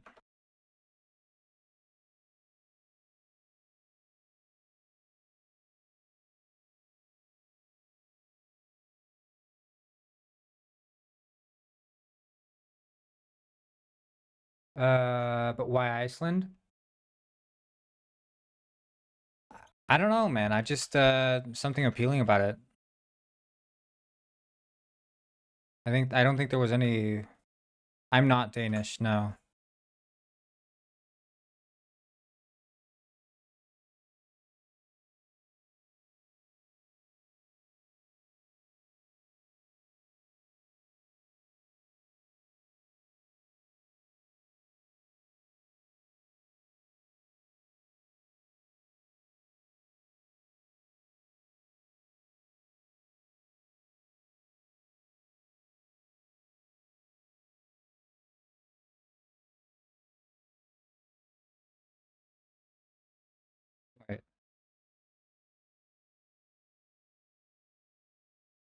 Well, my bad. Thought you were. Yeah, I wasn't.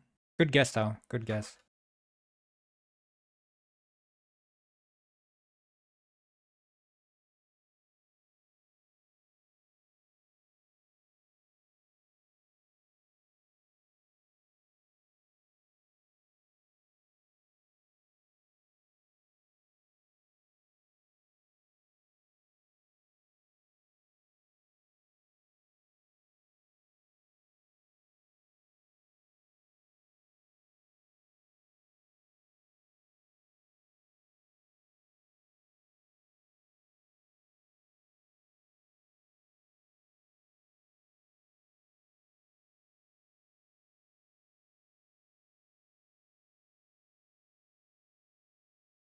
It's Penguin GTA. It's about Penguin GTA.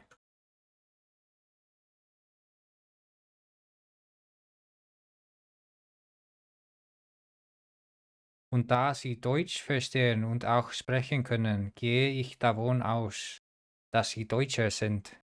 Ja, aber ich komme aus Island. Island, denke ich.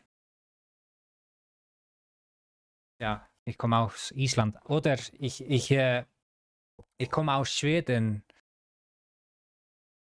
und wohne in Island. Island. Ja, genau.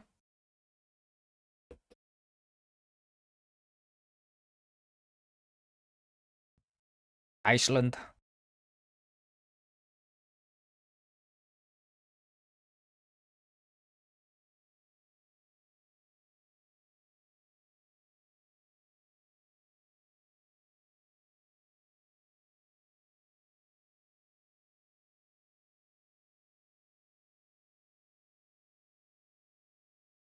Ich verstehe. Ja, danke.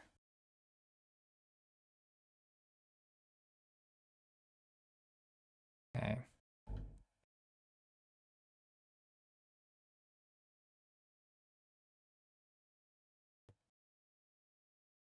Let's see. So we read the careers, we update.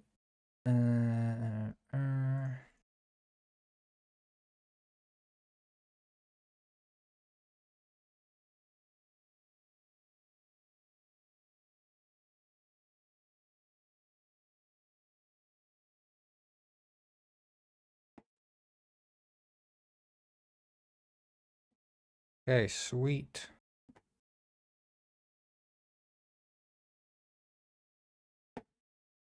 When is it being launched for public? Unsure.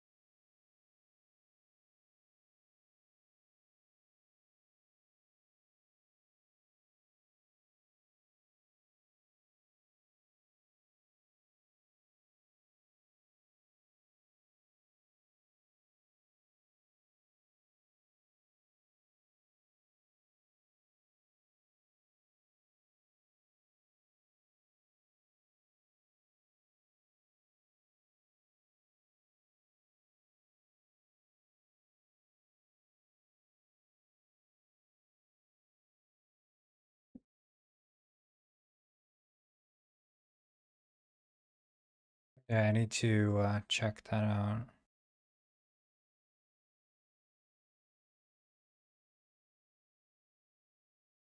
I like Germany. I've been there many times. More times than I can count. Been all over the country, mostly in Bavaria though, but that's just because I love Bavaria. I've been I was in Mosel and Rheinfluss last year, and also by the border to Austria. I also went to Hamburg because I went to a concert there, and then I did a little road trip south of there. I have friends over living in Ulm.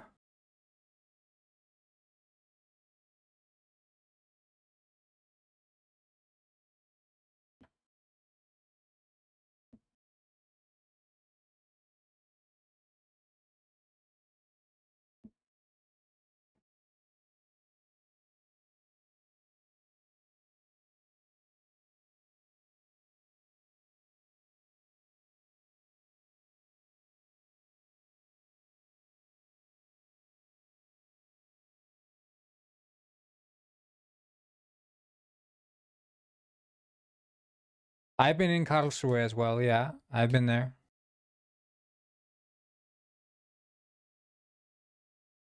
I've been to a show slightly outside Karlsruhe, I think. Let me see. Let me see.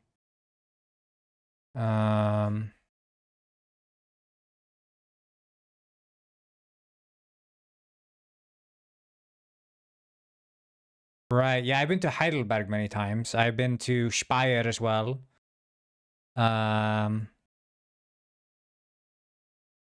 Ludwigsburg, I've been. Stuttgart, I visited. So I probably drove through Karlsruhe, honestly. But yeah, I went to Stuttgart last year. Yeah,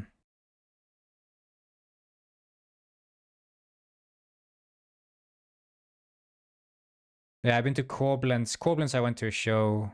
Mainz, I also been in a show. Well, I in Frankfurt, I went to. I know I've landed with an airplane there, but I'm not a big fan of Frankfurt. I don't like it that much. Ulm, yeah, I mean this area is very Lake Constance I've been to. Füssen I went to. It's beautiful, Füssen. But I went down here, Oberstdorf. I think it's the southernmost city in Germany. This is the southernmost point of Germany. Yeah, the southernmost town of Germany, Oberstdorf. I went there. I think I stayed a little bit outside of it. Or actually, I think I stayed in it. It was a nice place.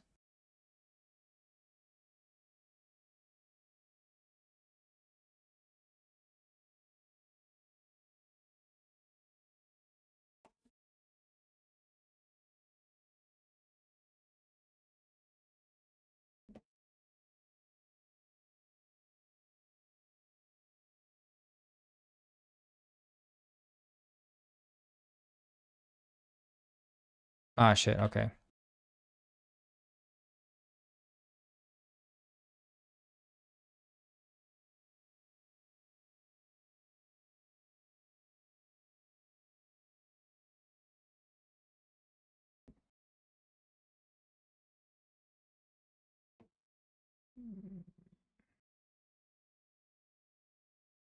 I don't think I've been in Oldenburg. Let me see.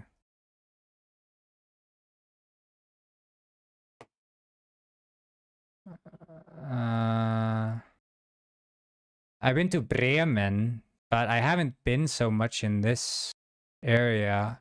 I think I stayed in Leer on the way to Amsterdam. I think I stayed there in a hotel.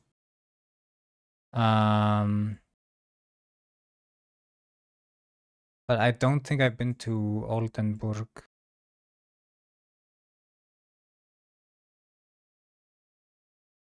No.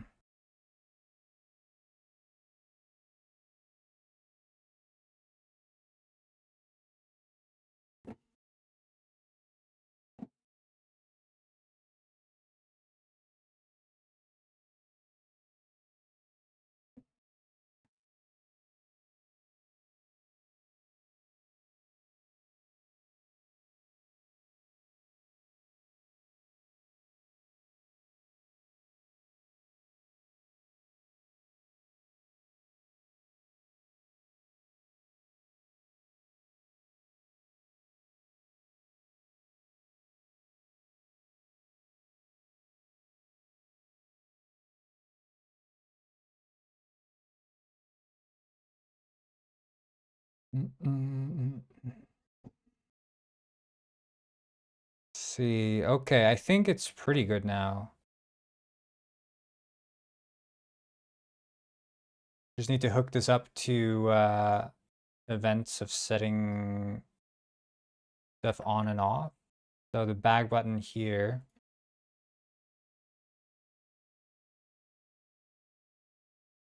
And the career button.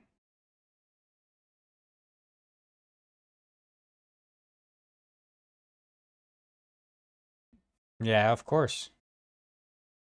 I mean, I like that part of Germany, honestly, the northern part. It's quite nice. I think generally there's one place I've stayed in so many times, which is in North Germany. And really, I mean, it is a bit of a almost like border city, but it's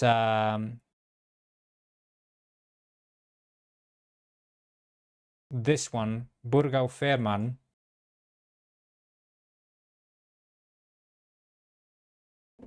This one's really cozy. But it's like you take the ferry over from Denmark and it's literally just here. Most people who go to Germany from like Denmark or Sweden just go there to buy alcohol and then turn back. But I wouldn't be surprised if Oldenburg probably has a similar vibe, albeit definitely larger, you know. But I feel like most northern German towns, like small towns, are quite like small and cozy. Almost a bit more Danish inspired, or I guess vice versa, you know. But similar to like smaller Danish towns.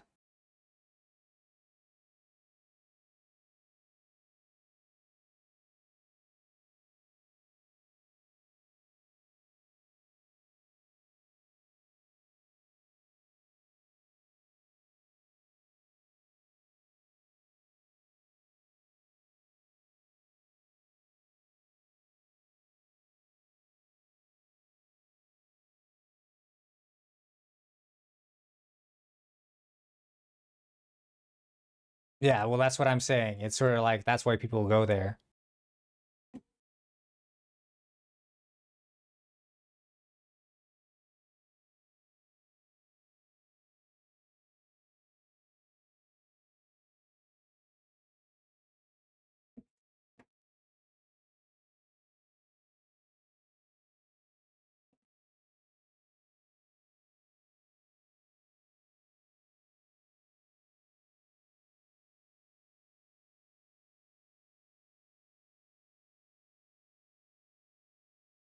That's another part of it.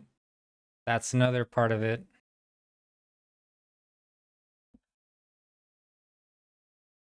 But one thing I love about Germany is the Greek food.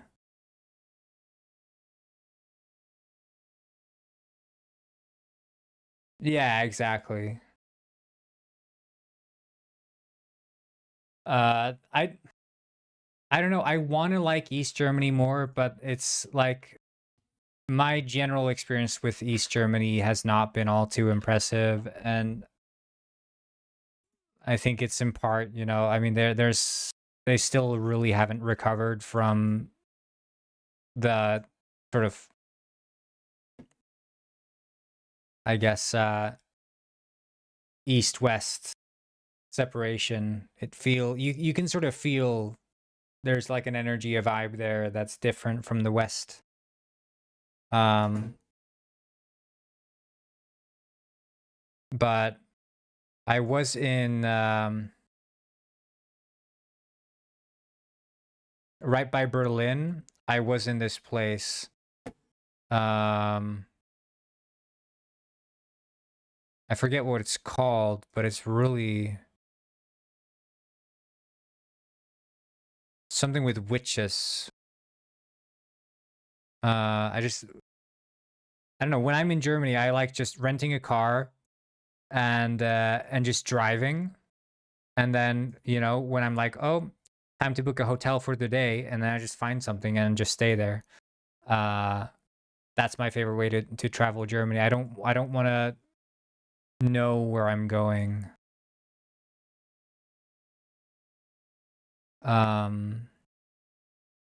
But I forget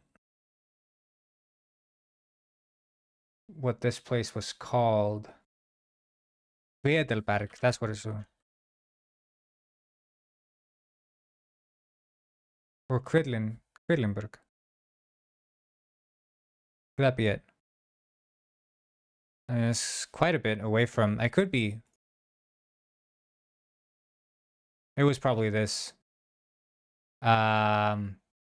This was quite beautiful, and we stayed in a place that was slightly outside of it, like something like this, in like this old castle hotel.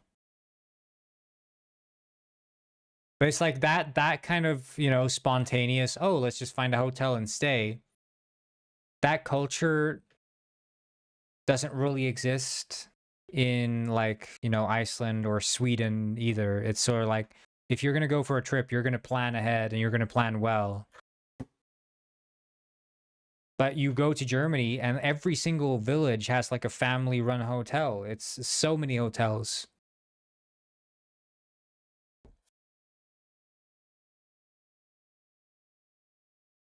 And I just really like that.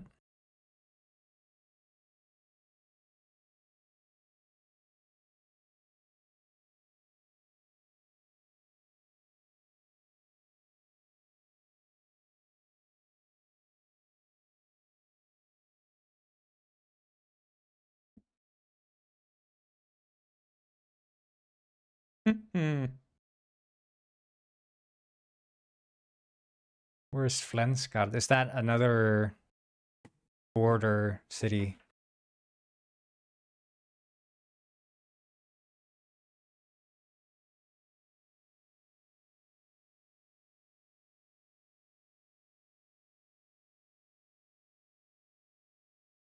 I guess generally the Gard are border cities because, you know, Gard. Utgard.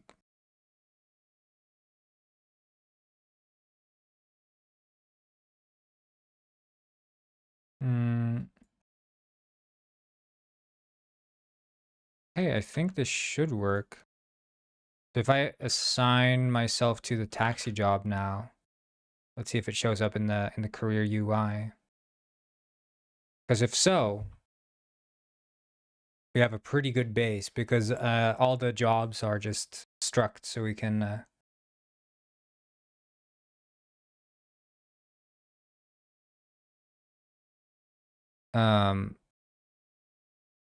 just be serialized, so we can just save the progress of the jobs very easily.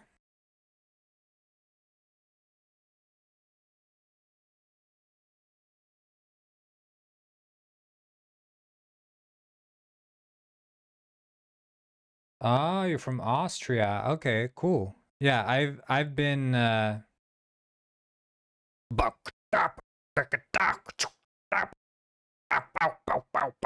that's as much as a beatbox you're gonna get from me. Sorry, I didn't know you guys wanted to hear my kick-ass beatboxes. I've been to Austria as well. And there I stayed by this amazing place that I don't remember the name of. But it was this tiny ass lake town with a church and like this little shrine you could walk to up on a hill. And there I had the craziest experience where I ordered a Coke at the hotel and then the Coke lost its color while I was sitting there eating my food. That was very strange. But I had the best Apfelstrudel I've ever had in my life at that hotel.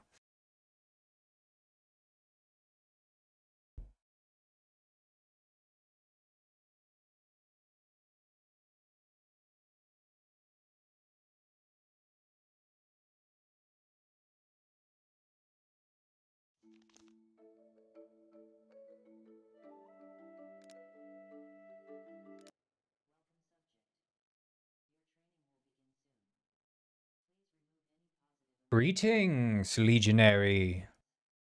Fancy some rubber tacos?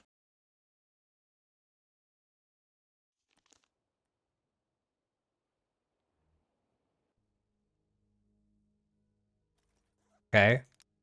Careers. No careers right now. Not strange. Do you ever do a face reveal? Yeah, I do it once every day. At the start of the stream, I do a face reveal.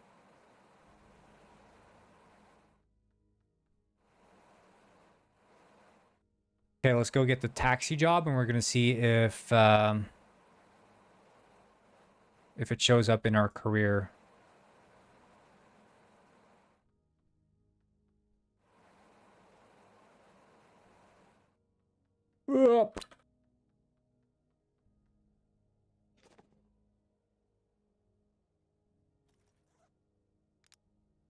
Shit.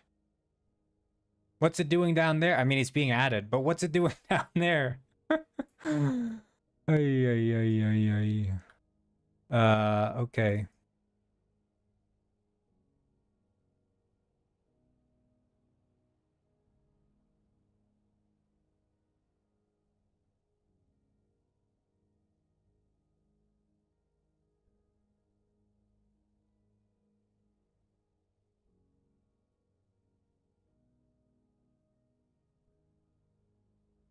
Oh, it's not being added to the grid.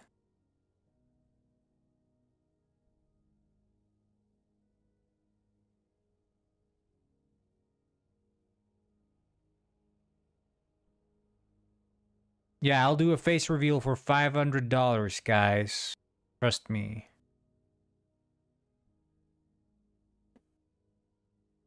Oh, it's the grid.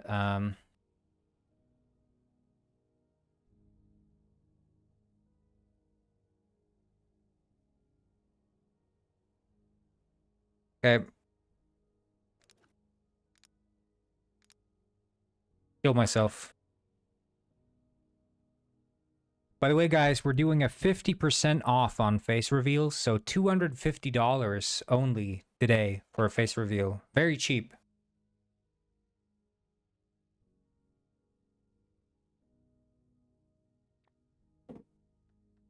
You guys thought $500 was a steal? Yeah, $250 for a face reveal. Today only. This is Mr. Penguin. Is depressed. Legionarics just subscribed. Oh, hell yeah. Sum to discover the man behind the beacon corn. Yeah, that's true. Buy now if you can. Limited supply only. Okay. Sign that job contract. Thank you so much for the subscription. We really appreciate it. Oh, hell yeah.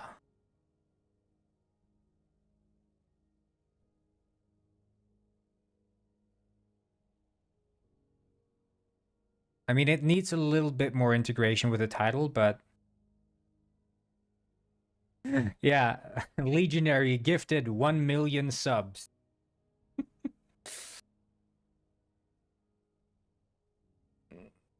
So, I'm level 1 taxi driver. I don't know if I end up getting any benefits. If I get experience. Maybe I get experience.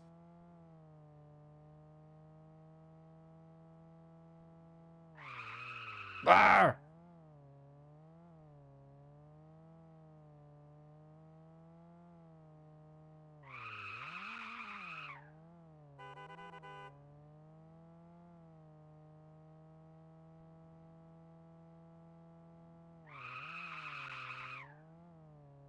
You guys watched Drive? This game's just like that. Could you crash your car? I could, but I don't, because I'm the best driver in town. I'm a responsible taxi driver.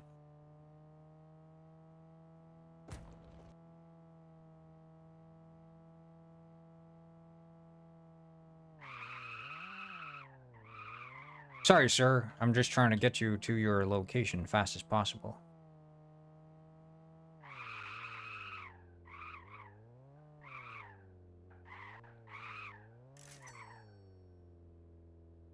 Okay, so the thing is, when I get out now, technically I should have been getting experience in my career as a taxi driver, but it's not rendering. And we're doing read careers.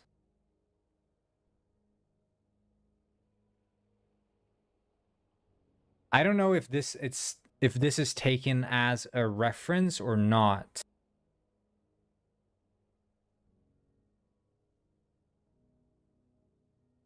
Like assign career. I just want if I can run this in update. The scorpion jacket? Hell yeah.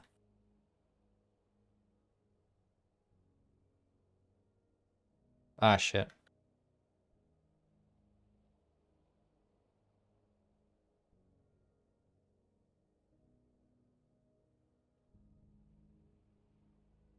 Like you see, this is not reading any new stats.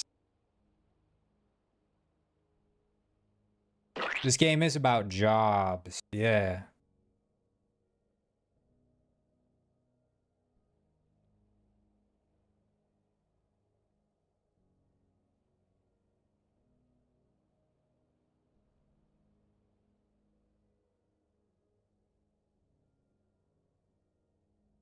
Yeah, okay. I mean, it's not changing anything.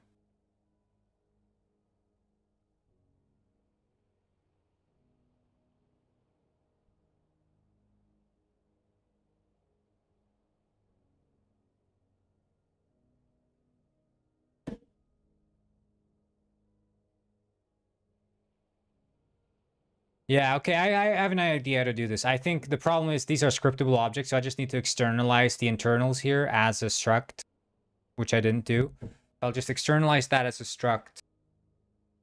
And then it should be quite nice to edit it. And then I can store a reference to that struct as opposed to making a copy of it.